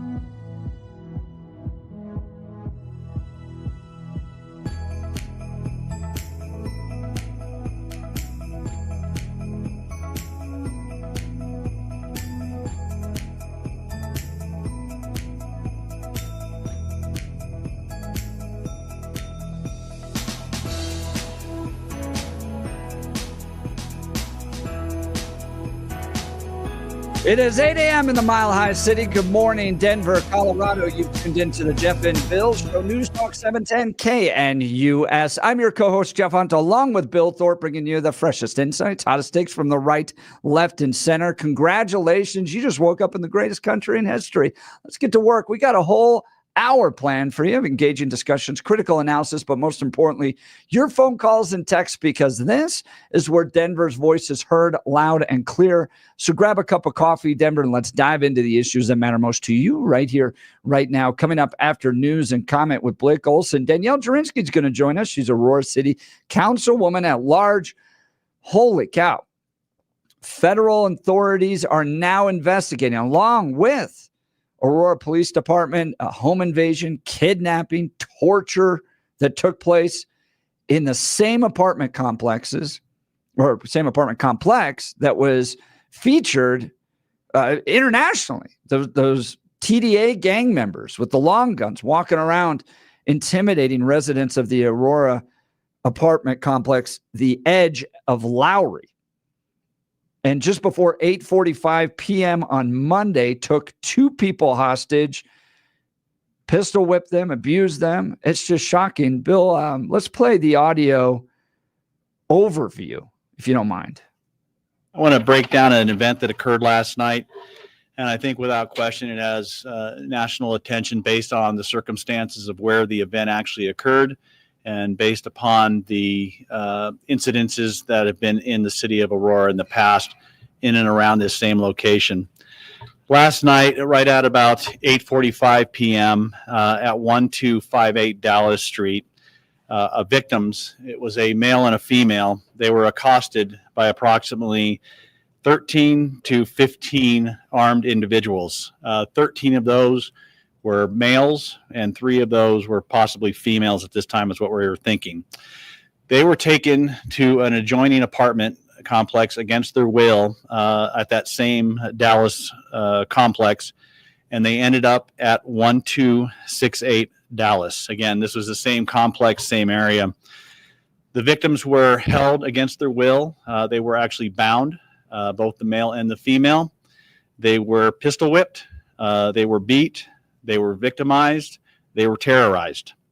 During this entire process, some of the suspects left that apartment complex at 1268 Dallas and went over to the victim's apartment, which was located at 1258 Dallas, and actually burglarized and took over that apartment and took out items of value that belonged to our victims. And subsequently, they came back. Right around 1:50 in the morning, our victims, with communication and with courage, basically informed the suspects that they would not notify the police if they were released, and could they please be released. Our victims were subsequently released. They left at a complex right around 1:50. They went to their vehicle and they drove to a friend's house located in another area of the city of Aurora. Once at that location, the victims notified the police right at about 02:27. Our officers immediately responded to that location. They made contact with the victims. They got initial information about what occurred, how it occurred, when it occurred, and where it occurred. And then ultimately, simultaneously, additional officers, Aurora police officers, responded to the actual crime scene. They locked down the apartment complex located at 1268 Dallas. They began a systematic search, and they ultimately made contacts with several different apartments. And they ultimately, in one apartment, located about 15 individuals that were inside there.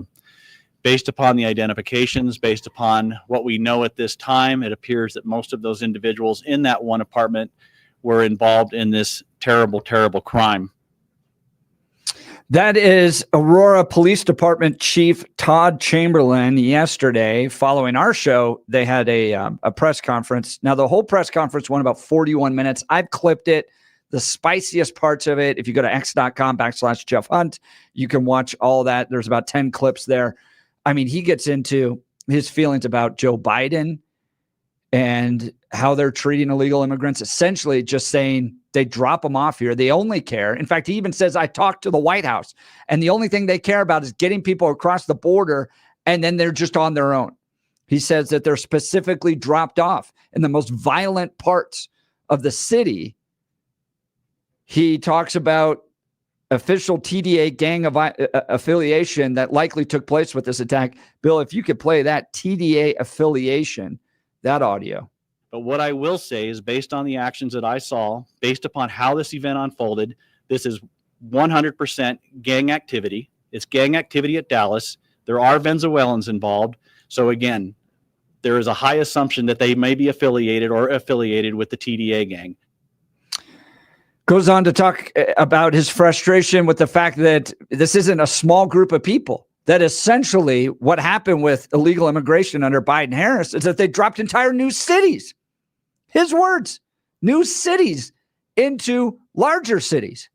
35,000, 40,000 Venezuelans that the city of Aurora now has to deal with because of Denver's sanctuary policies. This was a wild press conference. And coming up here in just a few minutes, Danielle Jurinsky, Aurora City Councilwoman, who's been trying to talk about this all along. In fact, her and John Fabbricatore have been the leading voices, trying desperately to get city leadership, Aurora PD, the mayor's office, the governor's office to pay attention to this. And what has happened?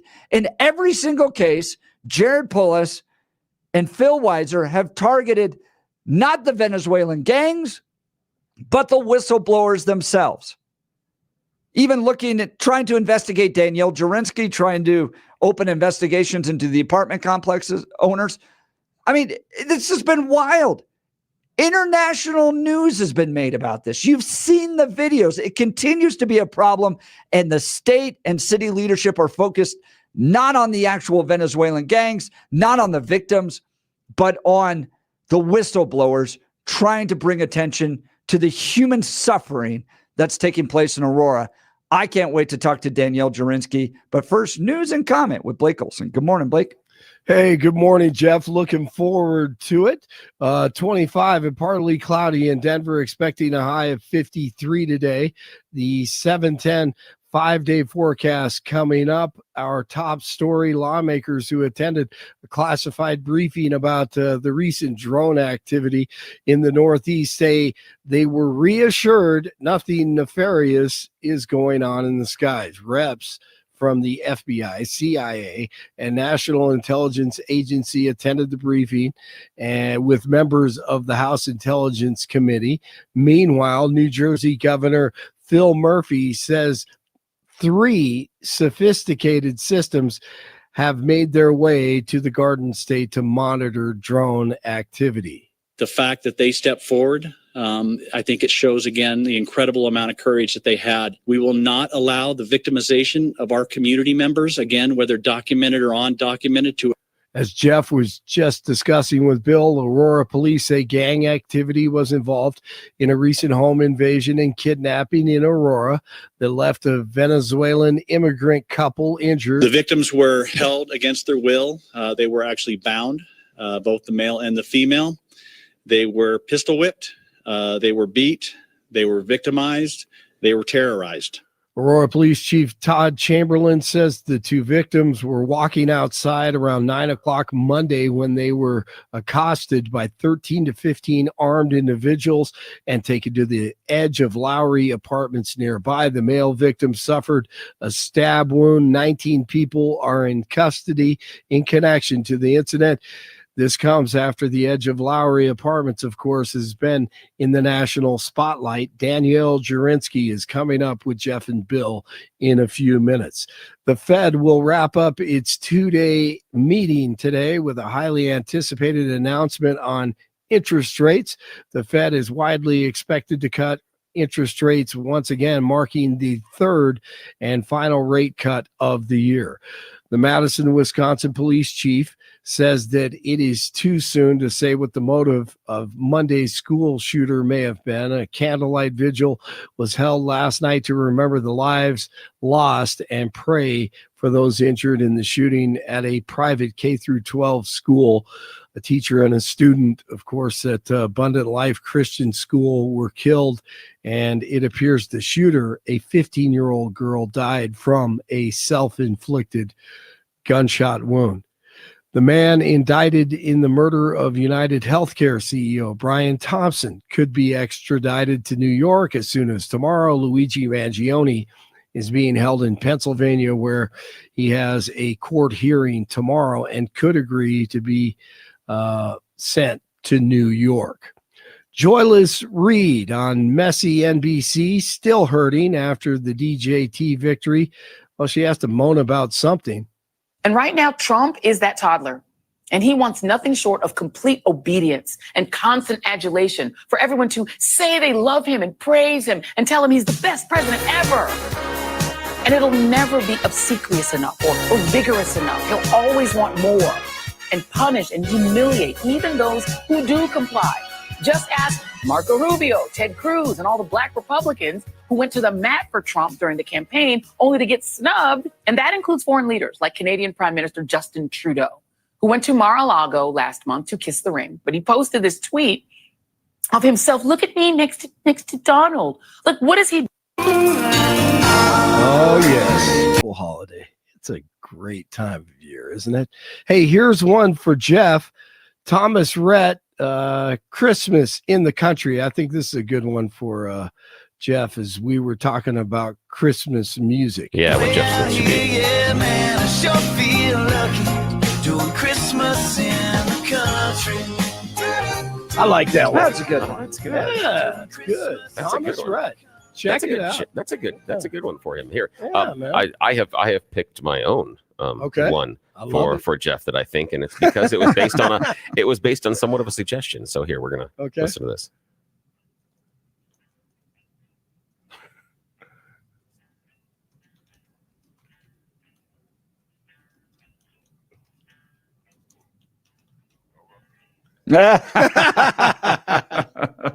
Yes. Nice. Check this out.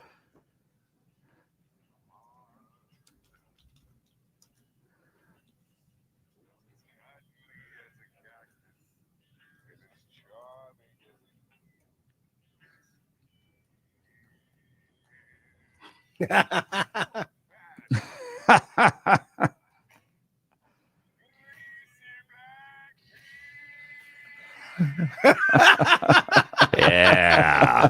Best rock cover of that song ever. That's a good So one. good. Who is that? That is the Small Town Titans. They're an Small obscure Town Yeah, Titans. Small Town Titans. They're a very obscure band out of Ohio. I gotta write that one down. Dude, they've got some Small- good ones. Yeah, here, listen to Dude, this. That is nice.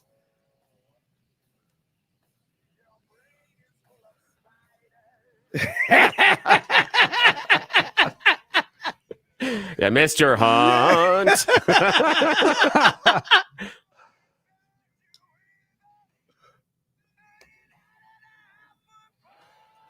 That's awesome. That's one of my I favorites love as it. well. Yeah, I Small Town love Titans. it. Yeah, the Grinch. It's a good one. That Good. was a Glad you like good that. one. Excellent. Oh man, good stuff. Good work. 23 in Brighton, 21 in Golden, 25 in Denver. Jeff and Billy continue. Wednesday morning, Blake Olson. News Talk 710 KNUS. Doing Christmas. A Pacific cold front will be racing through the region today. The impacts on Denver will be minimal, however. The high country will see some snow today and into the evening, but Denver and the Front Range will generally be partly to mostly cloudy. Highs upper 40s and low 50s, becoming windy this afternoon, and you may feel it turning a bit colder by late afternoon and evening, and lows tonight in the lower to middle 20s. Partly cloudy and dry with highs in the 50s Wednesday through Friday, with overnight lows 20s and 30s. Meteorologist Don Day in the 710 KNUS Weather Center.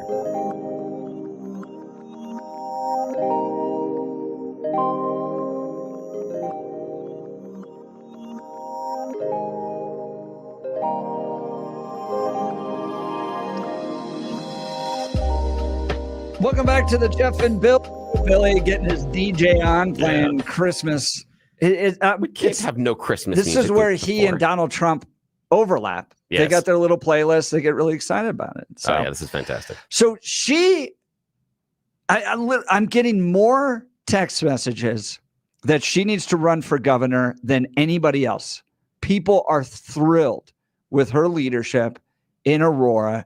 She was the lone voice trying, along with John Fabbricatore, trying to call out what the Venezuelan gangs were doing to innocent people in Colorado.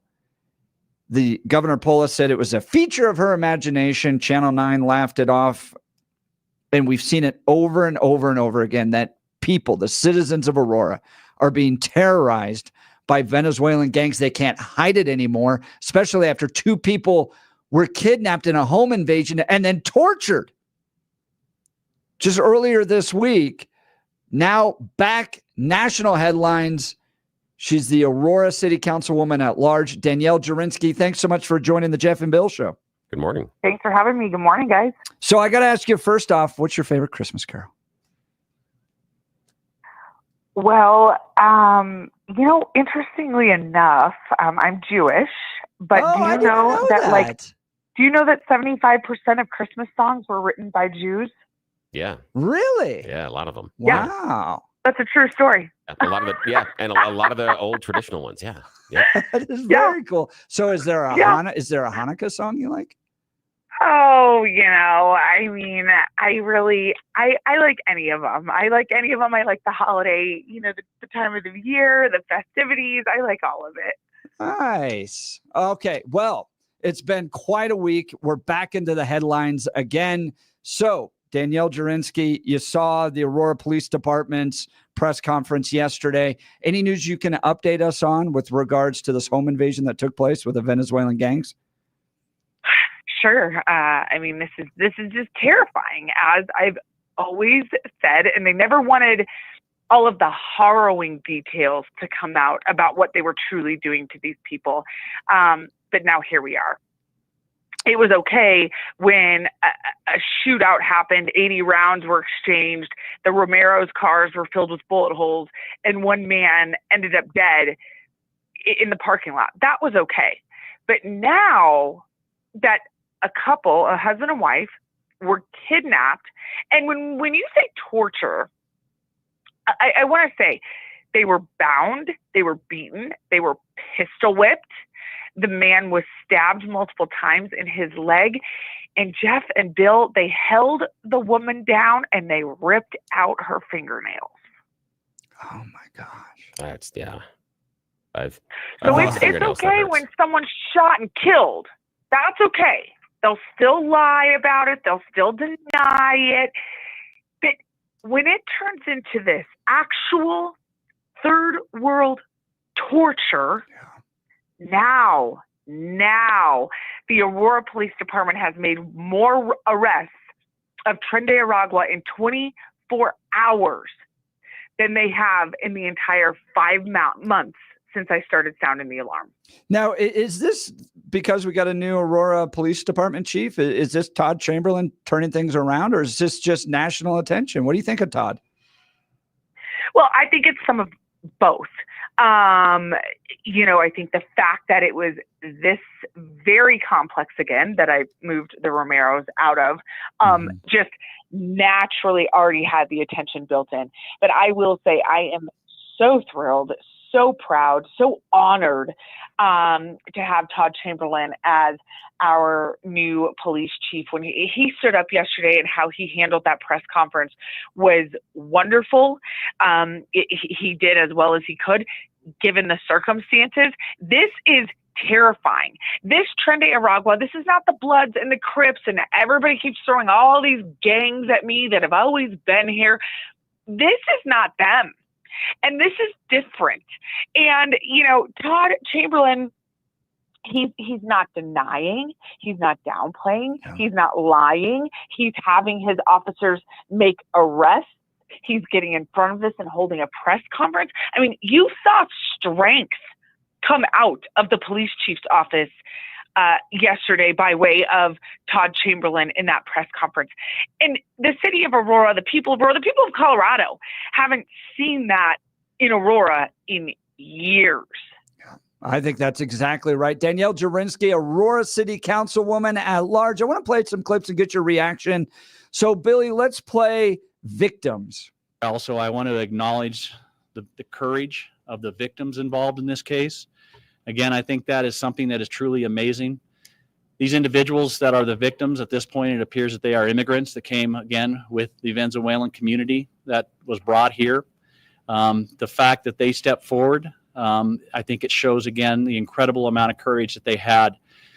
Unfortunately, when you look at this type of activity, especially when you consider all of the individuals involved in this are most likely Venezuelan, most of them are without question or most likely, we believe at this point, undocumented or immigrants to the city of Aurora.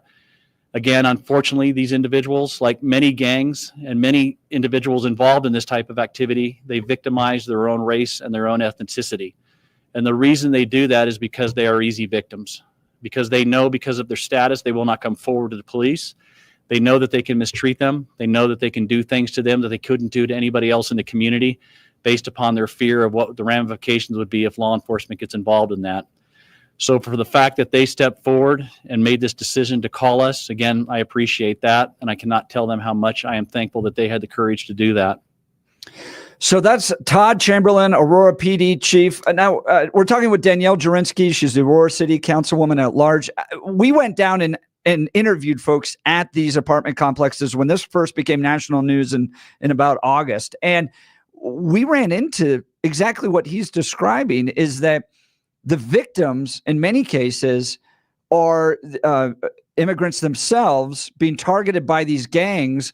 And you don't see that kind of progressive, bleeding heart approach to them. They tried to hide this. They tried to push it off of the news, and the people that were suffering were immigrants that came here under this idea, this belief that everything was going to open up, everything was going to be great for them. We just need to get to America, and then they're being abused, and then city officials and the media tried to hide all of that.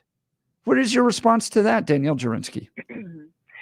Well, I'll tell you, from beginning to end, this has been a very sombering experience for me. When I first found out about the Romeros, who are American citizens, and I found out that they were trapped in this complex, their vehicles had even been shot up, and I went in there myself. That's what sparked all of this. And I did call John Fabbricatore. I called a couple other, men. Pretty much, get your guns. We're going in and moving these Americans out. I can't handle this anymore. I realized that the Romeros were probably the very last Americans to get out of that complex. There was a gentleman earlier in that same week. It was on Monday. I moved the Romeros out on Wednesday. I helped him move out earlier that week. I really realized that the Romeros were probably the last Americans. And this is when I saw for myself all the young women who I know they were drugged. I know they were being drugged. They looked like they had the life just sucked out of them. Mm-hmm. I went up to a couple of these young girls, and of course, I don't speak Spanish. They don't speak English. I tried to give the universal symbol, a hand symbol of, "Are you okay? Are you okay?" I went. What this has done for me is I literally went from deport them now, all of them, deport them now, to save them, save these people, save them. And in some cases, deporting them, that is the right answer, right, to save them. The gentleman in Denver who had his fingers chopped off, he's back in Venezuela. And he stated he is safer there. He is safer in Venezuela. So many of them want to go back now.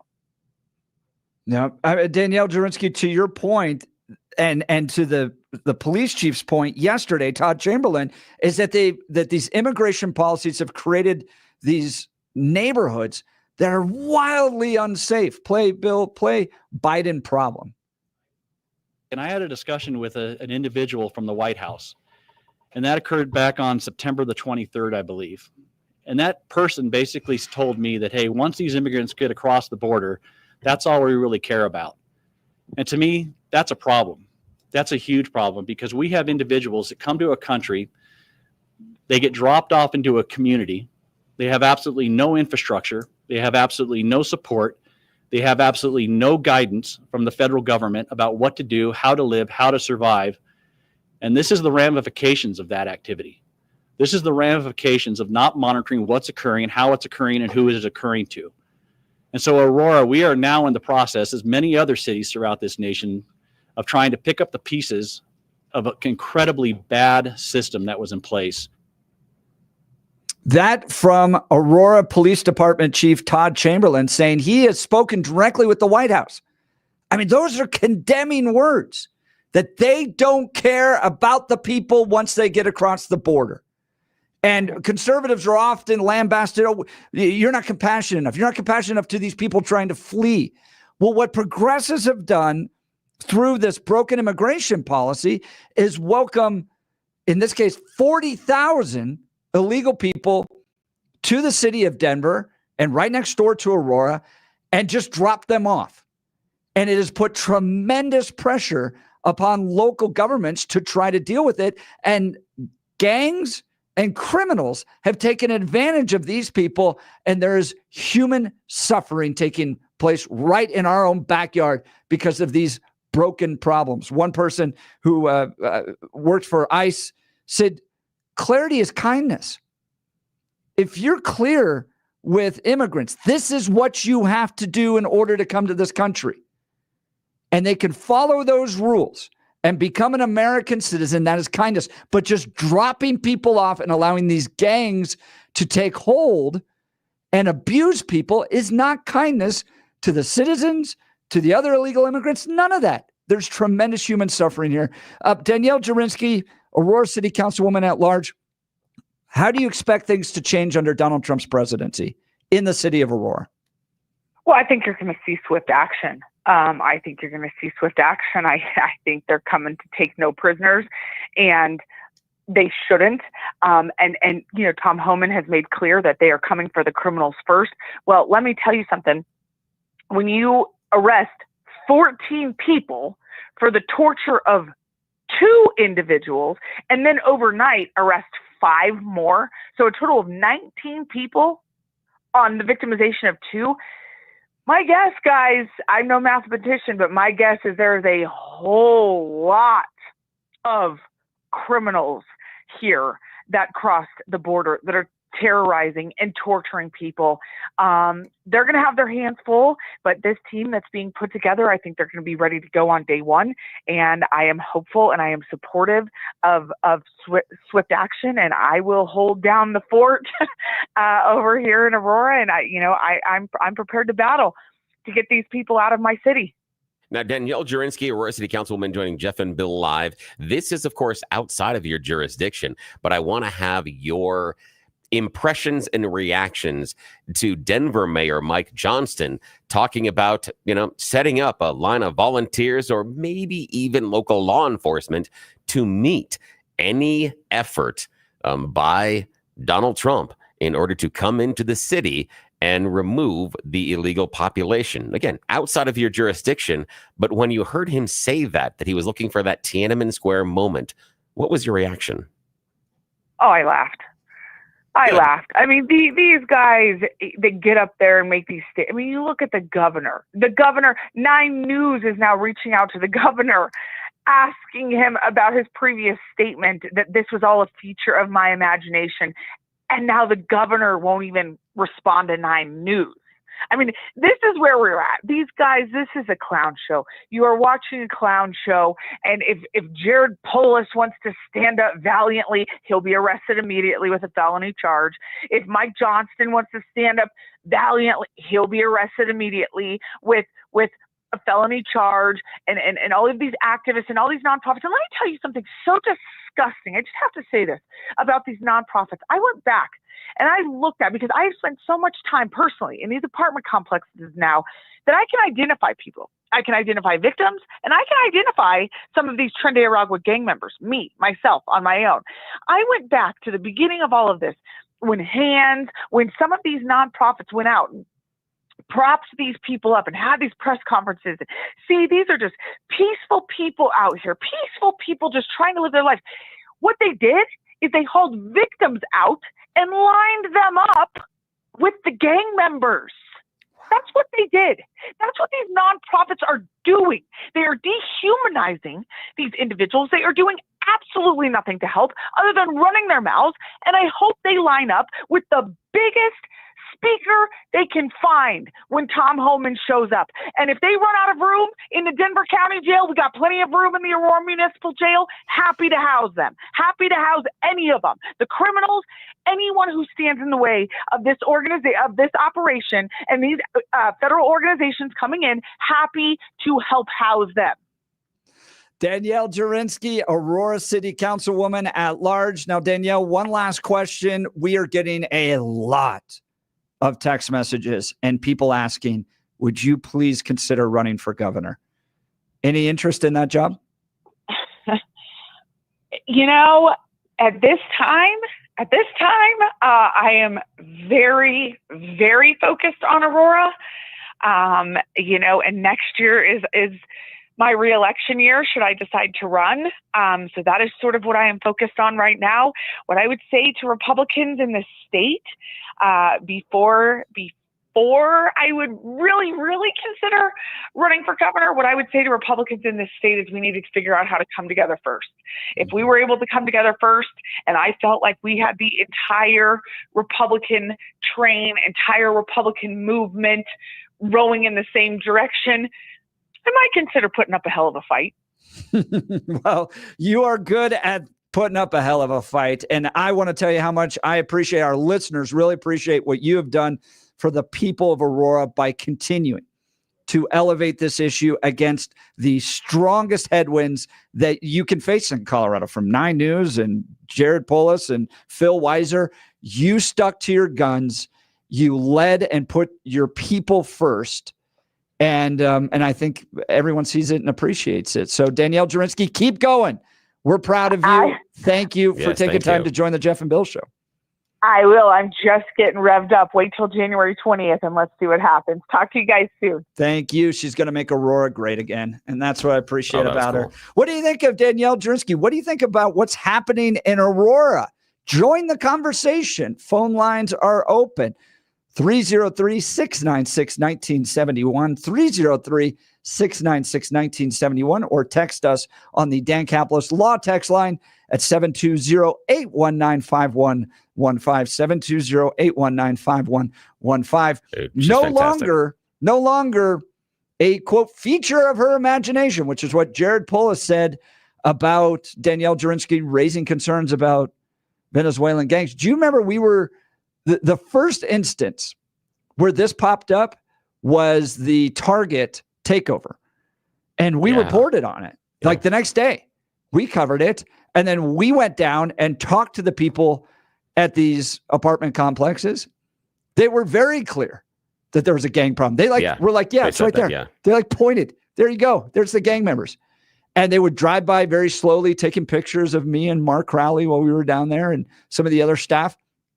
So this was crystal clear there was a gang problem.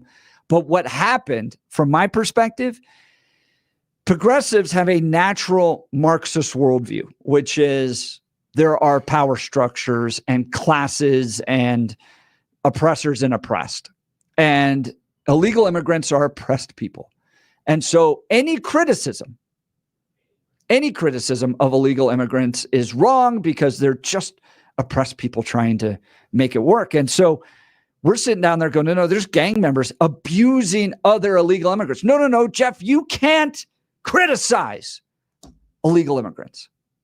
I was like, they're abusing, torturing, intimidating people. We have evidence of it over and over and over again.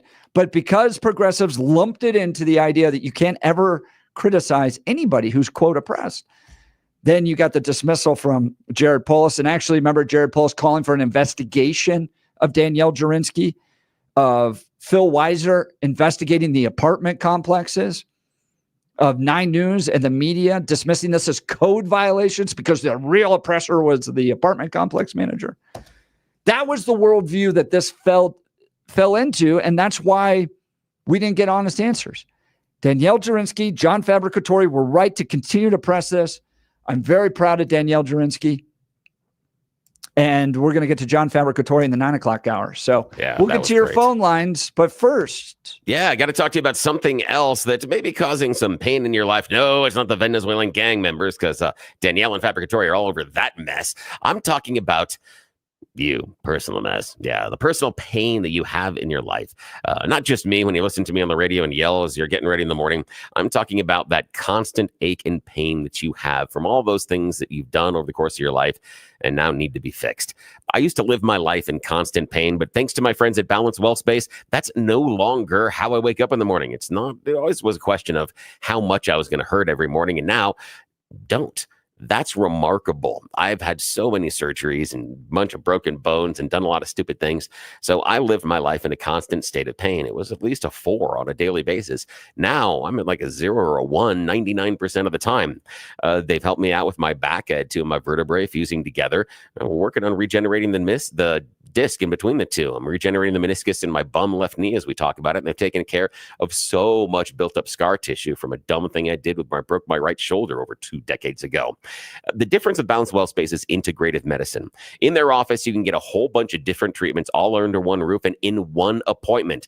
I'm talking about trigger point injections, regenerative care, wave therapy, physical rehabilitation, neuropathic care, chiropractic care, and so many other cutting edge technologies. But the cool thing is, it's all non-invasive. They're not cutting you open and stitching you up and putting you back together. They're taking advantage of your own body's ability to heal itself and then letting the science do its magic and go to work by putting stem cells in your body at some point in portions, or just using certain types of electricity to loosen up some of that built up scar tissue and relaxing some of those tight muscles that are actually reacting to another injury you have. But you've got to take the first step to make this difference in your life. Reach out to them at balancewellspace.com, balancewellspace.com. Brand new offices in Lowry, plenty of parking, and you know how I like the shady trees they've got in that parking lot. The cool thing is you set up your first appointment, they give a personal pain evaluation. They talk to you about what hurts, how long it's hurt, and what you want to do and what it's preventing you from doing. Then they'll drop a personal plan all based on the tests and what you told them. And the cool thing is every couple of weeks, they come back and reevaluate your care. Your current medical team may be doing a good job, but are they talking about you? Are they making sure they're all working together in concert to make sure you're going to reach your goals? That's how a concert works. You've been to those orchestras, those symphonies. If all the instruments aren't playing the same piece of music, it's not going to work, is it? No. Are you sure that all your doctors are playing the same piece of music? I don't know. Talk to my friends at Balance Well Space. See what they can do for you. Check them out online, balancewellspace.com, balancewellspace.com. Brand new offices in Lowry, right across from Hangar 2. And when you talk to them, please tell them you heard about them here on the Jeff and Bill Show, because it sure does help us out. That's great to hear, Bill. We'll continue. Phone lines filling up. What did you think about what happened in Aurora? Was Danielle Jurinsky and Jon Fabbricatore vindicated? And do we need to have major changes to Aurora leadership? Are you frustrated that this apartment complex that's already made national news was literally, people were torturing others in it just this past week? Unbelievable. We'll get to this plus more clips from the Aurora Police Department chief's presentation yesterday. You're listening to the Jeff and Bill Show. We are Denver's talk leader, News Talk 710 KNUS. At this hour, I'm Christina Wayo in Dallas, and here are your top stories. The head of a U.S.-based Syrian advocacy organization said that a mass grave outside of Damascus contained the bodies of at least 100,000 people killed by the former government of ousted President Bashar al-Assad.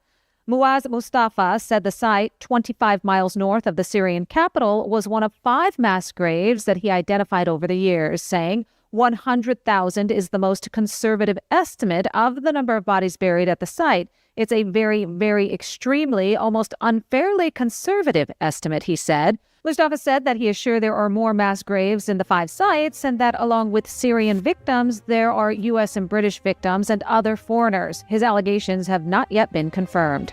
Conor McGregor says he is in negotiations to fight Logan Paul in a boxing exhibition in India. McGregor saying on social media that he's in preliminary agreements with the family of billionaire Mukesh Ambani to fight Paul.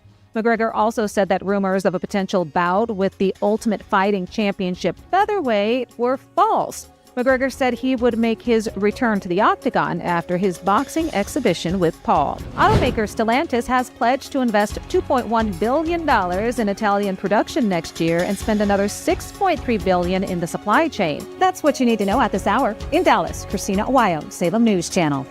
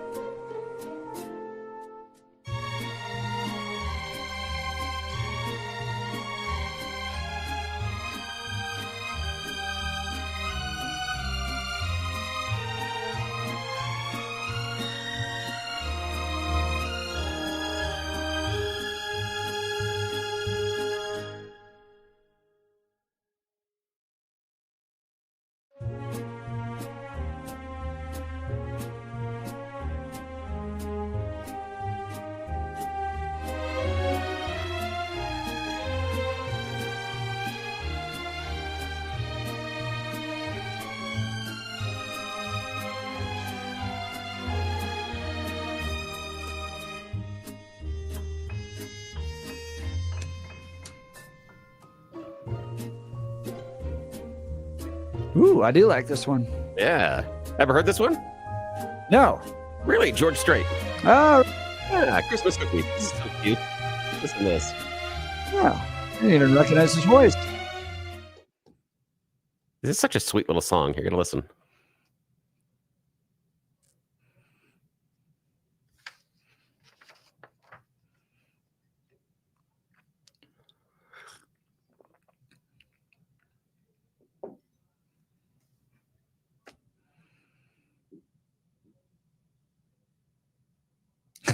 Isn't it so cute?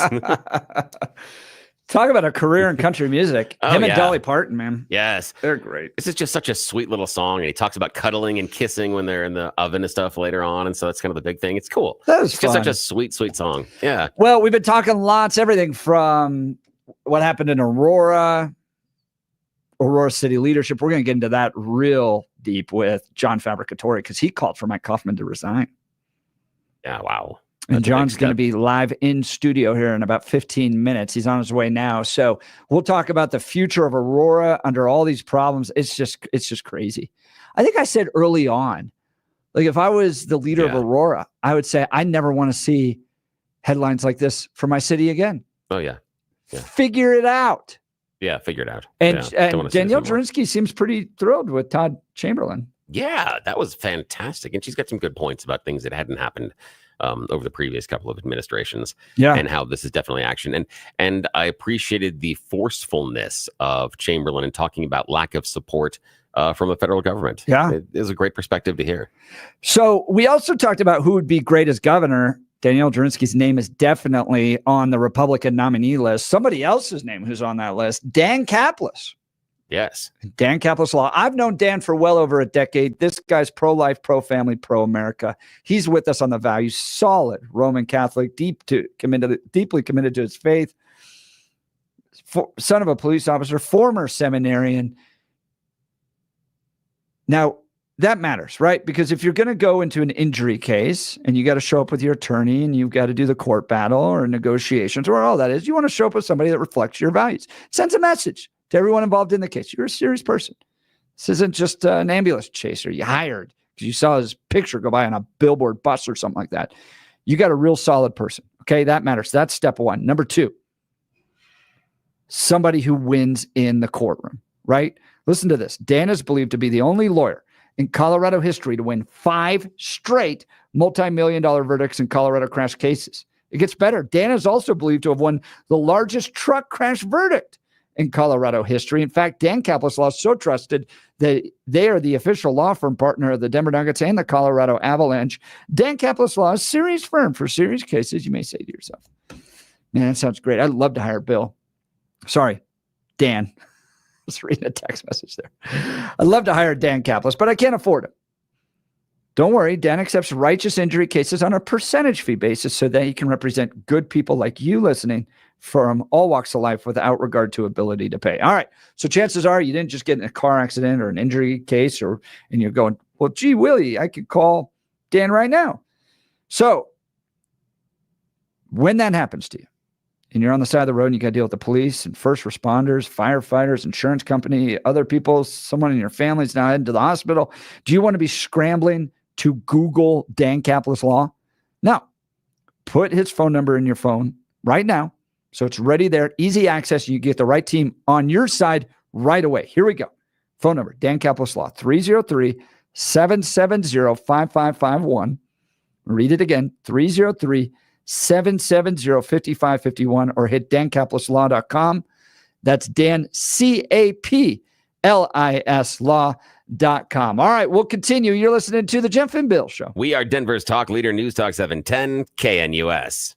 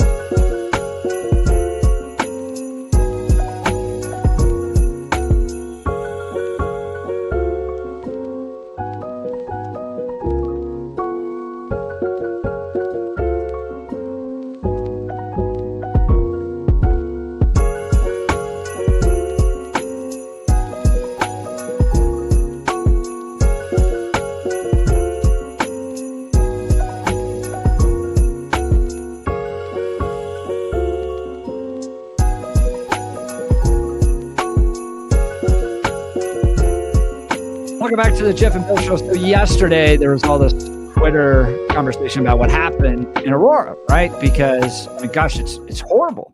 And very powerful presentation by the Aurora Police Chief, Todd Chamberlain. We're going to play some clips for that coming up here in just a second. But then people are like, what do we do? What do we do? If you could, what does Tom Homan need to do to address this in the city of Aurora? And in fact, I think it was Charlie Kirk who said, this should be step one. This needs to be the first day operations in the city of Aurora by the Trump administration to get rid of these Venezuelan gangs that are here illegally. And then I saw comments going, I think it came from Heidi Ganahl, that John Fab should be the guy to lead this.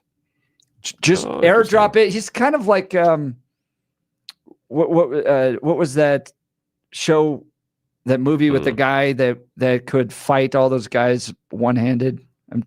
Totally forgetting his name. Bruce the Lee. name movie. Yeah, Bruce Lee, basically. I don't know that. I can't believe I watch all these movies. It's just totally escaping my mind right now. But, you know, he's that type of agent. You could just drop him into a scenario. He'll take care of all the bad guys by Jason himself. Bourne, John Wick. Yes, Jason Bourne, There John we go. Wick. Took me a any minute. of those guys. Took me a minute to get there, my friend. Thank you. That's You're why welcome. I love you. John Fab's up next. He's live in studio. Not going to want to miss it. You're listening to the Jeff and Bill Show. We are KNUS. You're not going to want to miss this. The Jason Bourne.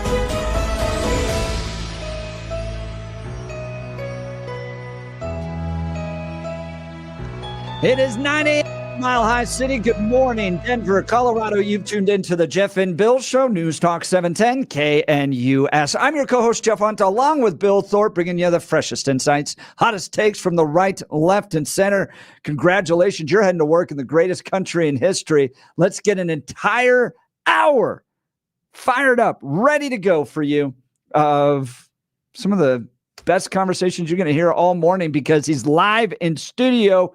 John Fab, J Fab. He's the Chuck Norris, Jason Bourne, John Wick of Aurora, Colorado. We just need to unleash this dude and all of our problems will be better. Fortunately, Jason Crow got in that way, but some new things may be popping. Who knows? We got DJT in office. This guy, just Tom Homan, come on. Put John Fab to work in Aurora, and these Venezuelan gangs will run away themselves.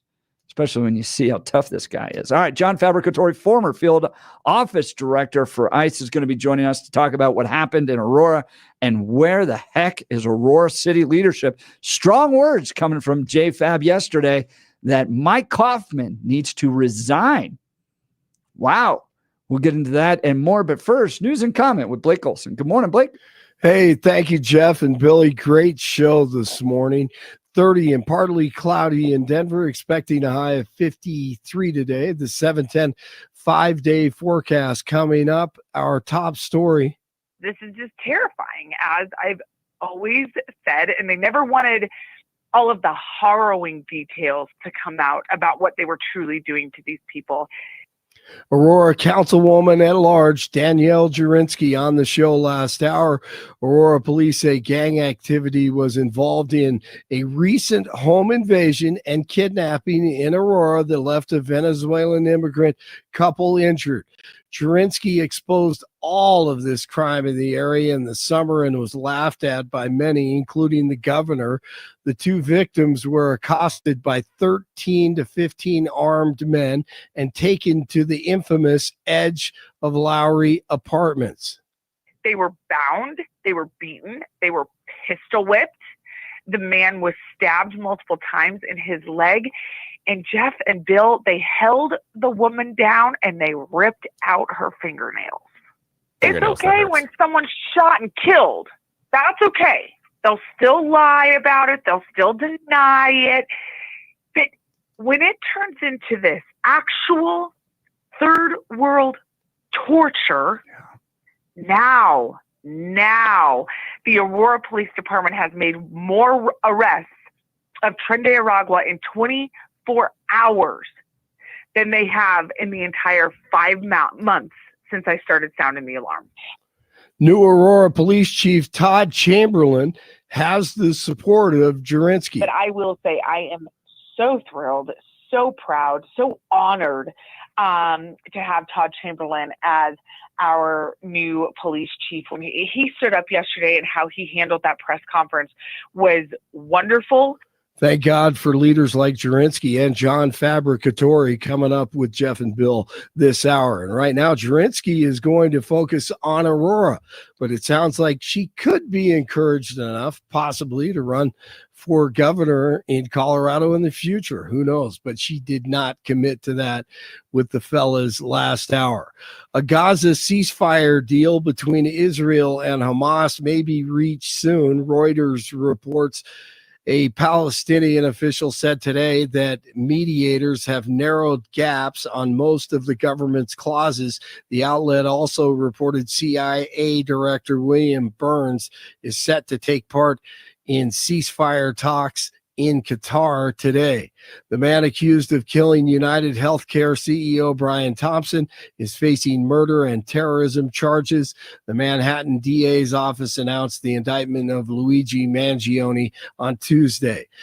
The Madison, Wisconsin community is coming together after Monday's deadly school shooting. A candlelight vigil was held last night to remember the lives lost and pray for those injured at Abundant Life Christian school. Lawmakers say they have been reassured that there is nothing nefarious about recent drone activity over New Jersey and New York. Members of the House Intelligence Committee received a classified briefing Tuesday with reps from the FBI, CIA, and National Intelligence Agency. The Federal Reserve is expected to announce another interest rate cut today. Citizens in Canada are screaming for the communist Justin Trudeau to step down. No matter what happens, Pierre Poilievre will hopefully win the election, and he's connecting with the Canadian people. I met a waitress at a restaurant not long ago, and she came up to me and she grabbed me by the hand and she said, "You have to win."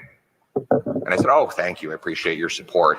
She said, No, it wasn't a compliment. You have to win. And then she told me her story was 3 jobs, couldn't do anything, was wiped out, pushing 60. And this is a story all across Canada. And he is basically called the Trump of Canada. So hopefully he can win. 26 in Parker, 27 in Arvada, 30 in Denver. Jeff and Billy continue. It's Hump Day. Blake Olson, News Talk 710 KNUS. A Pacific cold front will be racing through the region today. The impacts on Denver will be minimal, however. The high country will see some snow today and into the evening, but Denver and the Front Range will generally be partly to mostly cloudy. Highs upper 40s and low 50s, becoming windy this afternoon, and you may feel it turning a bit colder by late afternoon and evening, and lows tonight in the lower to middle 20s. Partly cloudy and dry with highs in the 50s Wednesday through Friday, with overnight lows 20s and 30s. Meteorologist Don Day in the 710 KNUS Weather Center.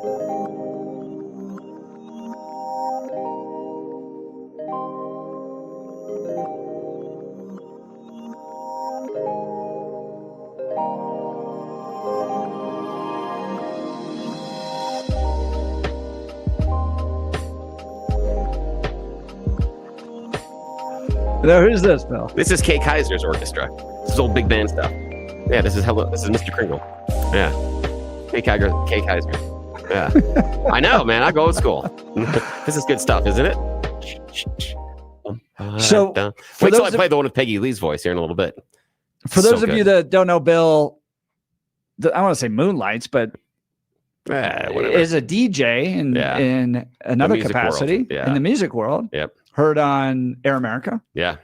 Well, not Air America, on Armed Forces Radio. Armed Forces Network. AFN. Yeah. That's I'm on AFN. Yeah. Air America is the liberal side. Yeah, not on that one. There's Carrie Lake's Thank goodness. Yes. new operator. That's Voice of America. Yes, it's VOA. Yeah. I found I have a tangential connection to someone with VOA. If we want to talk to them about what they do, I might be able to. Let's do that. Yeah. Let's get the Jeff and Bill show on Voice of America. Oh, that'd be fun. That'd be fun. So you saw the horrible news that happened really early yesterday morning in Aurora. 2 people, husband and wife team, kidnapped, taken out of their apartment to another apartment, tied up, pistol whipped, tortured. The woman had her fingernails ripped off. This was done by what everyone thinks, including the police chief, a Venezuelan gang in Aurora. And this happened at the same apartment complex. The same apartment complex that the entire world saw the video of the guys with the long guns going by. And then President Trump comes and visits, hosts a whole rally. And then this happens again. And you're just sitting there going, what in the world is happening? Well, the police chief, Todd Chamberlain, did a press conference yesterday. He's the Aurora police chief. And Bill, why don't you play Small City, Big City? We're not talking about a small group of individuals here. We're talking about possibly 40,000 to 35,000 Venezuelans that were brought into the city of Aurora and dropped into it. And again, you're basically talking about a small city that was dropped into a large city. What I appreciate is he's finally being honest, right? I mean, there's a lot of blame there going towards Mike Johnston, Jared Polis, the whole sanctuary city, sanctuary state operations that took place, and the fact that Aurora's got to deal with this. But I posted about this yesterday. I can't understand how Aurora City leadership, with the exception of like Danielle Jurinsky, hasn't just said about this apartment complex and what's happening there. I don't ever want to see a headline again like this, where people are being tortured in our own communities. Deal with it. Do something with it. Danielle Jurinsky saying that Todd Chamberlain seems to be trying to turn things around, and she's positive towards him. But joining us live in studios, Jon Fabbricatore, former field office director for ICE, ran for Congress against Jason Crow. Unfortunately, people of this district sending Jason Crow back to D.C. But John, there could be some stuff opening up for him here, especially if Tom Homan and Donald Trump really want to go after Aurora. But John, you had some strong words about Mike Coffman, about city leadership, even calling for Mike Coffman to resign at this point. Turn it over to you, sir. Yeah, we've been dealing with this, since August. And, I'm thankful, Councilwoman Danielle Jurinsky dragged me into this kicking and screaming, right? No, she called me up. She asked. I was thankful that she did. And I was able to hop on this and help out any way I could. But look, we've got Juarez level stuff going on in Aurora, Colorado right now. And, to know that we have people being tortured like this. And, unfortunately, that this is probably not the only case that's happened. This is what we know. That's because they ran and told the police, even after telling the gang members they wouldn't, they did. But how many people out there never did? Exactly. We know of the man who had his fingers cut off. We know of a couple of cases, the one woman who had boiling water thrown on her. Right. How many more? Yes, a pregnant woman. So how many more cases are out there? And when you hear the police chief say it's 30, 40,000, it's much higher than that. That's just the Venezuelans. We've had way more than that come across the border and head up here to Colorado. I spent a lot of time on the border even this last year and talking to a lot of people that were coming up, from African countries, from Middle Eastern countries, from Russian Eastern Bloc countries, all coming to Colorado. So what's the real number? So when the police chief says a small size city gets dropped in, a large size city, what that does is it keeps that chief's resources from really being able to be used, right?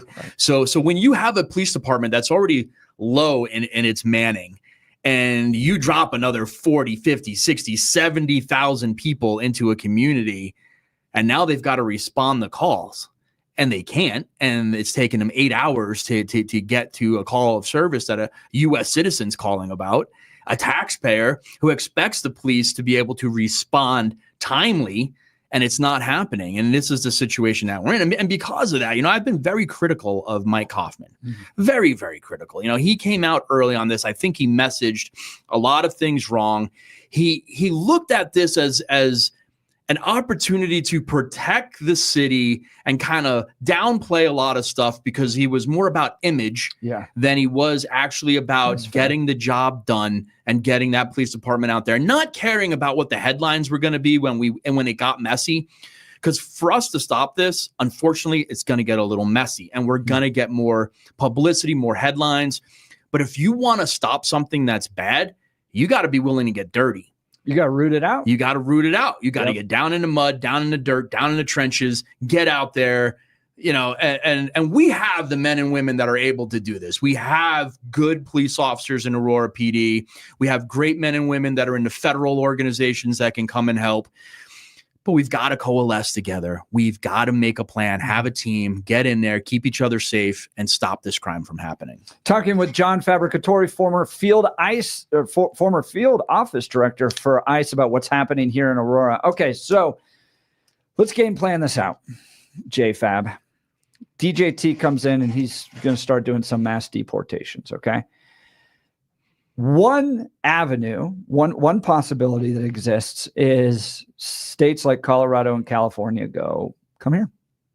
You don't have to run towards the border. Come here. We'll protect you. Mike Johnston willing to say, I'm willing to go to jail. I'm willing to be the next Nelson Mandela to protect illegal immigrants. And now you create a scenario where the illegal immigration problem gets worse. Yeah. In Colorado. It's going to. I mean, look, we already give driver's licenses to illegal aliens. There was a law just, came through. It actually came in 2022, but it got broadened in 23 and 24, in which we're going to provide medical services to women and children of illegal immigrants, total Medicare and aid to them. So we are a state that gives college to illegal immigrants. We're a state that allows them to get professional business licenses in the state. So we have a state already that has magnetized itself to illegal immigration. And now you have the president who's going to come in and he's going to have this mass deportation. And a lot of the conservative states are going to be, hoorah, we're in, let's go. Yeah. So where we'll do you pay think, bounties. Yes. Missouri says where do you think that these people are going to start to go to? Yeah. Where do you think They're not that going back to Venezuela? No. They're going to move to states that are friendly to them. Yep. They're going to move to San Diego. They're going to move to LA. They're going to move to Newark, New Jersey. And they're going to come to Colorado. And it's going to lead more problems for us. We're going to have more cartel activity because the cartel knows now that they can, use some of these people to further their cause. We're going to have more gang activity, not just Tren de Aragua. We're talking MS-13, Sureños, Norteños, other gangs from other countries. We're setting ourselves up for a situation in which Colorado should be called Chaos Colorado, because that's exactly what it's going to be if we keep going down this path. Wow. Strong words. And I think you're exactly right. John Fabbricatore, former field office director for ICE. So the question we always get is, what is this mass deportation going to actually look like?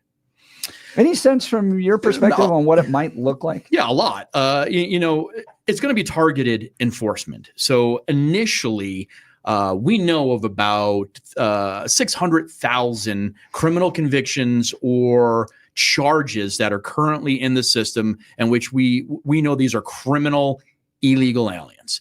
So we will go after those first. That's going to be the first bucket that Donald Trump is going to go after. So it's going to be criminal illegal aliens, national security case, gang members, stuff like that.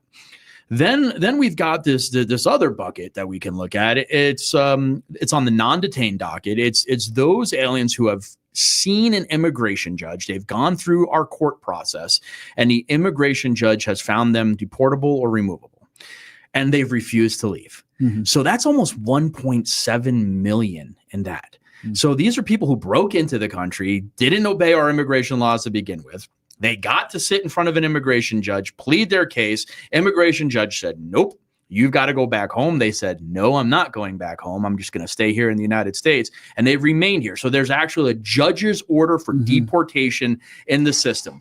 That's the next ones we can go after, because we gave you your day in court. You had the opportunity to argue out that you deserved asylum, that you could get cancellation of removal, that there, that conventions against torture. There's all these different things that you could have applied for. None of them worked. The judge said, no, you got to go. We've also got tons of overstays. People who have come into this country on a valid visa. We know they've never left because we have visa control. As you leave, your passport gets scanned. We know when you leave the country. Do you know what that number is per year of people who overstay their visas? Yeah. 800,000 a year. 800,000 a year. A year. Wow.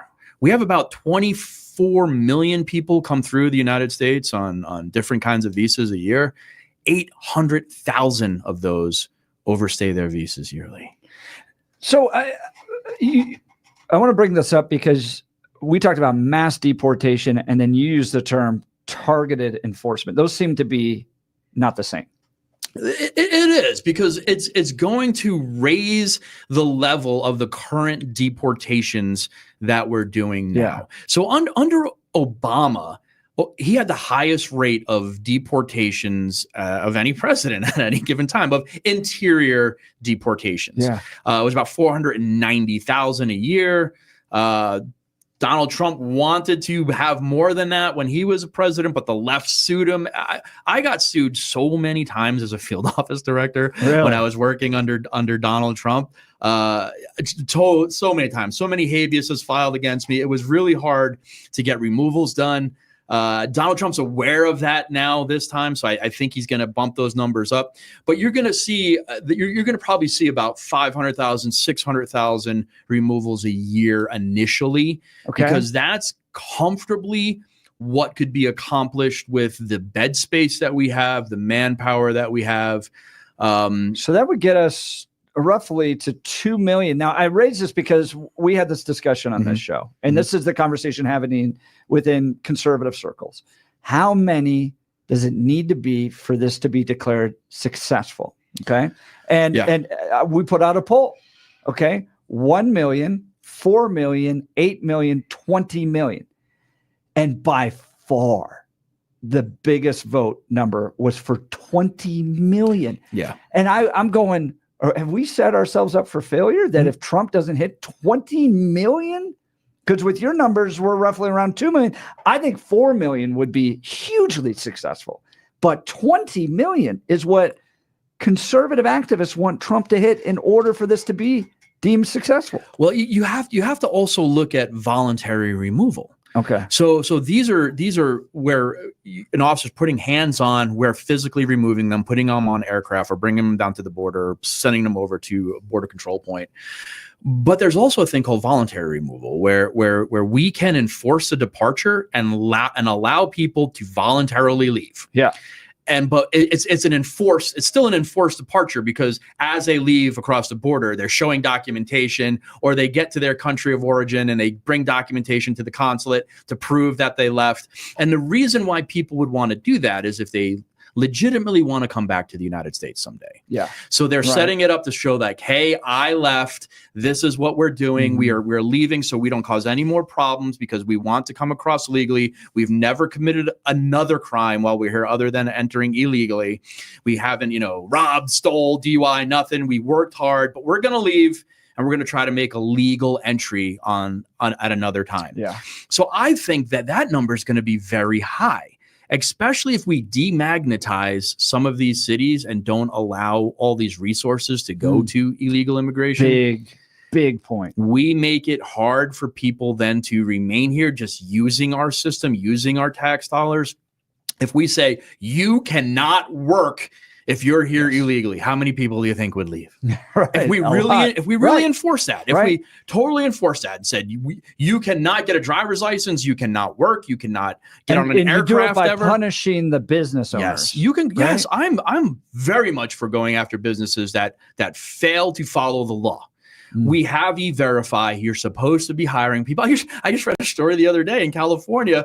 California raised their minimum wage, like $20-something to give the minimum wage. You know what the businesses started doing? Hiring illegal immigrants for $10 an hour. Yep.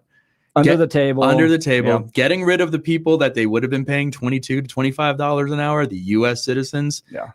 Firing them and then hiring illegal immigrants for $10 an hour. Now, I got a question about that, John Fabbricatore. Again, former field office director for ICE. Want to make sure I give you your flowers on the actual title there.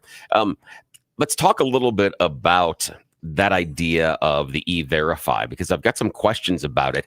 I am unconvinced that Republicans, when they say they're very business friendly, I don't think the Democrats will care about it at all, but I'm unconvinced the Republicans, being very business friendly, would come in and start demanding the businesses use E-Verify.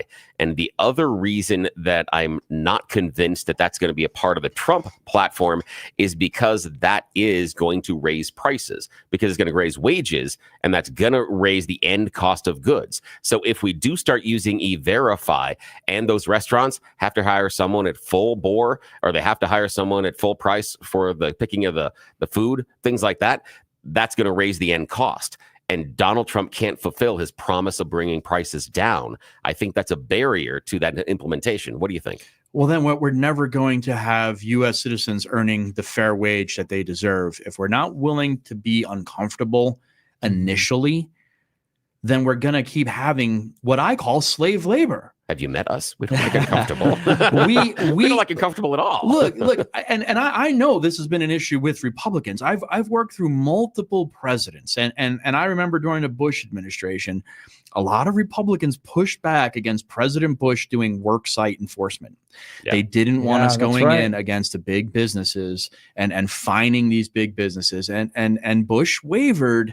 And we stopped doing high levels of worksite enforcement. Believe me, I am the person that will call out anyone. I don't care if you're Republican, Democrat. If you're violating the law, I'm going to call you out on the porch, you know? That's why we love you. It's right. And you understand the pull of that because you've actually run an actual campaign and you understand that pull of the big check. Yeah. That and we're talking about huge businesses, that if you're coming in and you're telling someone like a Marriott or a Hilton, we're going to start scraping and making sure you've verified, they're going to look at this and say, wait, you remember those big campaign donations that we've done, those fundraisers we've done. How would you like it if we do it for your opponent? John Fabbricatore didn't take checks from big businesses. I know you didn't. So, that's why we respect you, my friend. That's why we respect you. And that's why, like, look, you know, politicians need to get over it. And politics is way too expensive these days anyway. It's gotten out of control.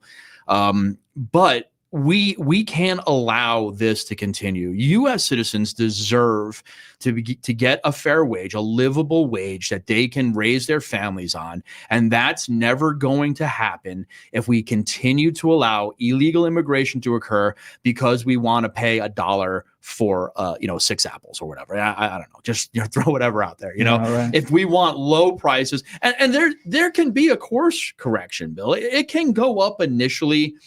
Because look, I'm just going to throw this out there. We need to burn it all down and build it all back up in order to do this lawfully, legally, and have the right measures and focus in place that we can be a country that says we follow the law.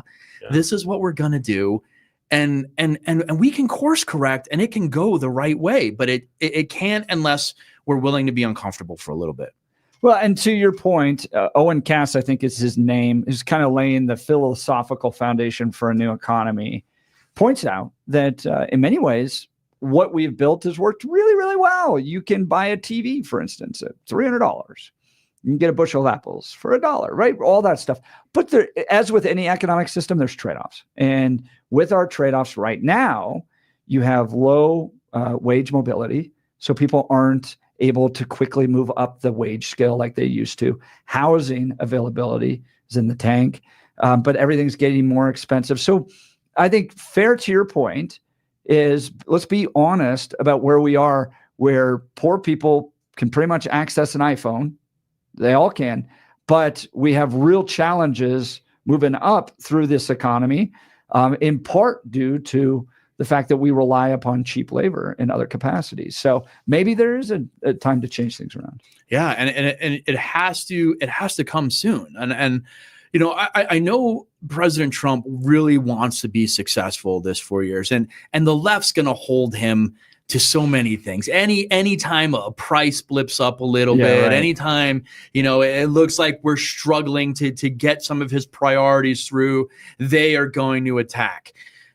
And we just have to say, okay, let him, because our end goal is the success of the United States. Right. That's our end goal, whether that's a 5-year plan, a 20-year plan, whatever it is.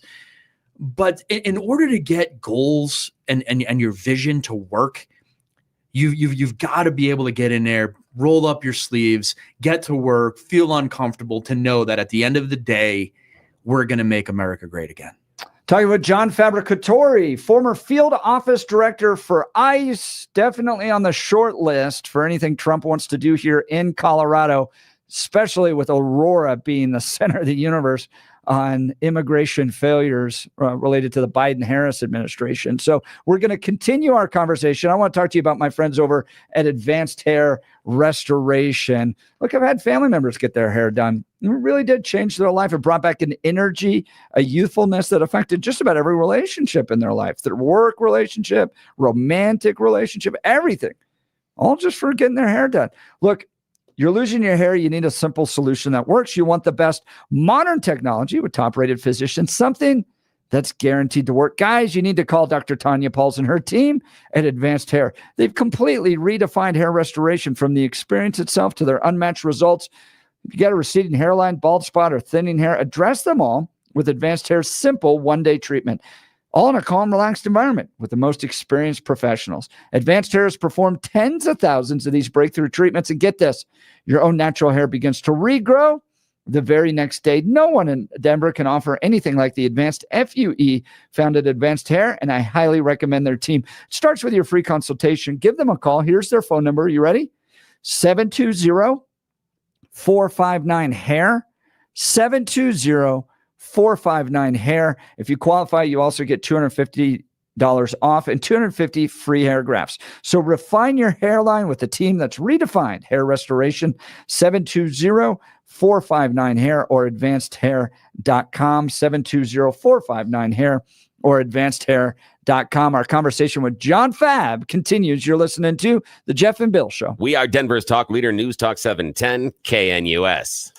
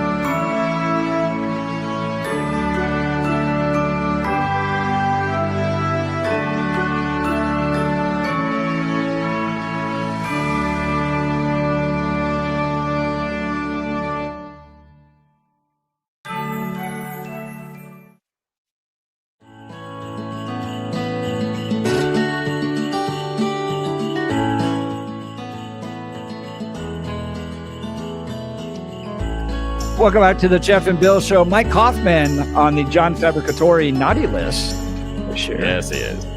Needs to go after the failure to lead in the midst of these Venezuelan gangs, which is taking and torturing people. It's just crazy. By the way, George Brockler texting in, reminding us that Fabbricatore is Italian for soft hands. And then John telling me that he's going to go show how soft his hands are to George later today. and not in a nice way either. We're not talking, I'm not giving him a massage. George, I love the trained boxing and Brazilian jiu-jitsu. I would be happy to have you at the gym. We can just put on some headgear. We can put on the biggest gloves if you want. And I'll show you how soft boxing. I'll show you how soft these hands can be. And it won't be the Mike Tyson, Jake Paul battle either. Dancing around. We actually might both break a hip at one point in time, but I guarantee I'll have the best of that. John Fabbricatore, former field office director for ICE. So, John, every time I post about what's happening in Aurora or illegal immigration, a lot of concern about these NGOs, these non-government organizations. It appears, government's funding a lot of money their direction in order to facilitate this illegal immigration scheme that's taking place in America. What do you think? Yeah, and it's both. Look, it's both on the federal level and local level that your tax dollars are being funneled into these non-governmental organizations, these NGOs, to provide services that you never voted on. You didn't vote. You didn't vote for this to happen. You didn't say that your tax dollars could go in this direction.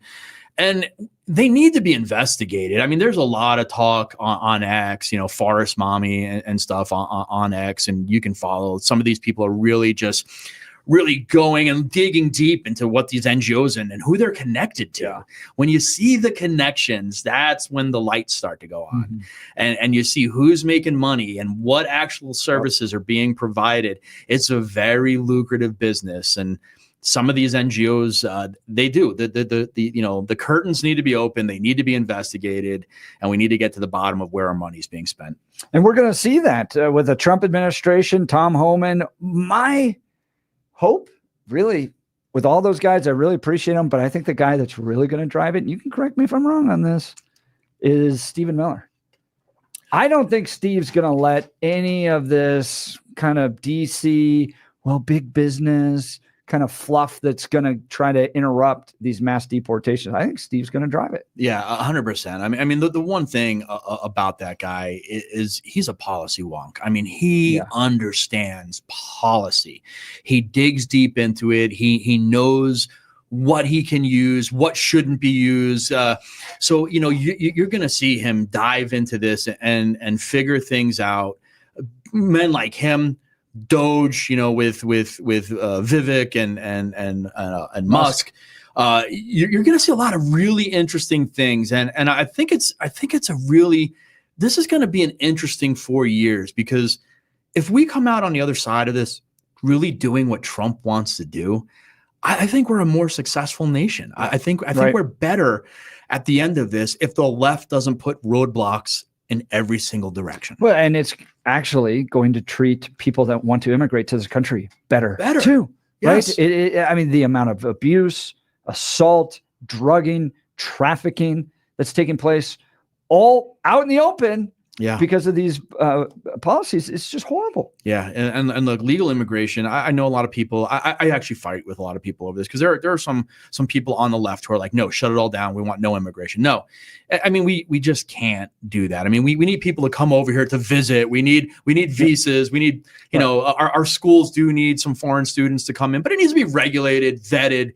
We need to know who's coming in. We need to make sure you have the right purpose to be coming to the United States. There's nothing wrong with saying that, with saying we need to follow the law to the T to allow people to come into this country and have a well-regulated immigration program in this country. Now, John Fabbricatore, former field office director for ICE, I got to ask a question about that.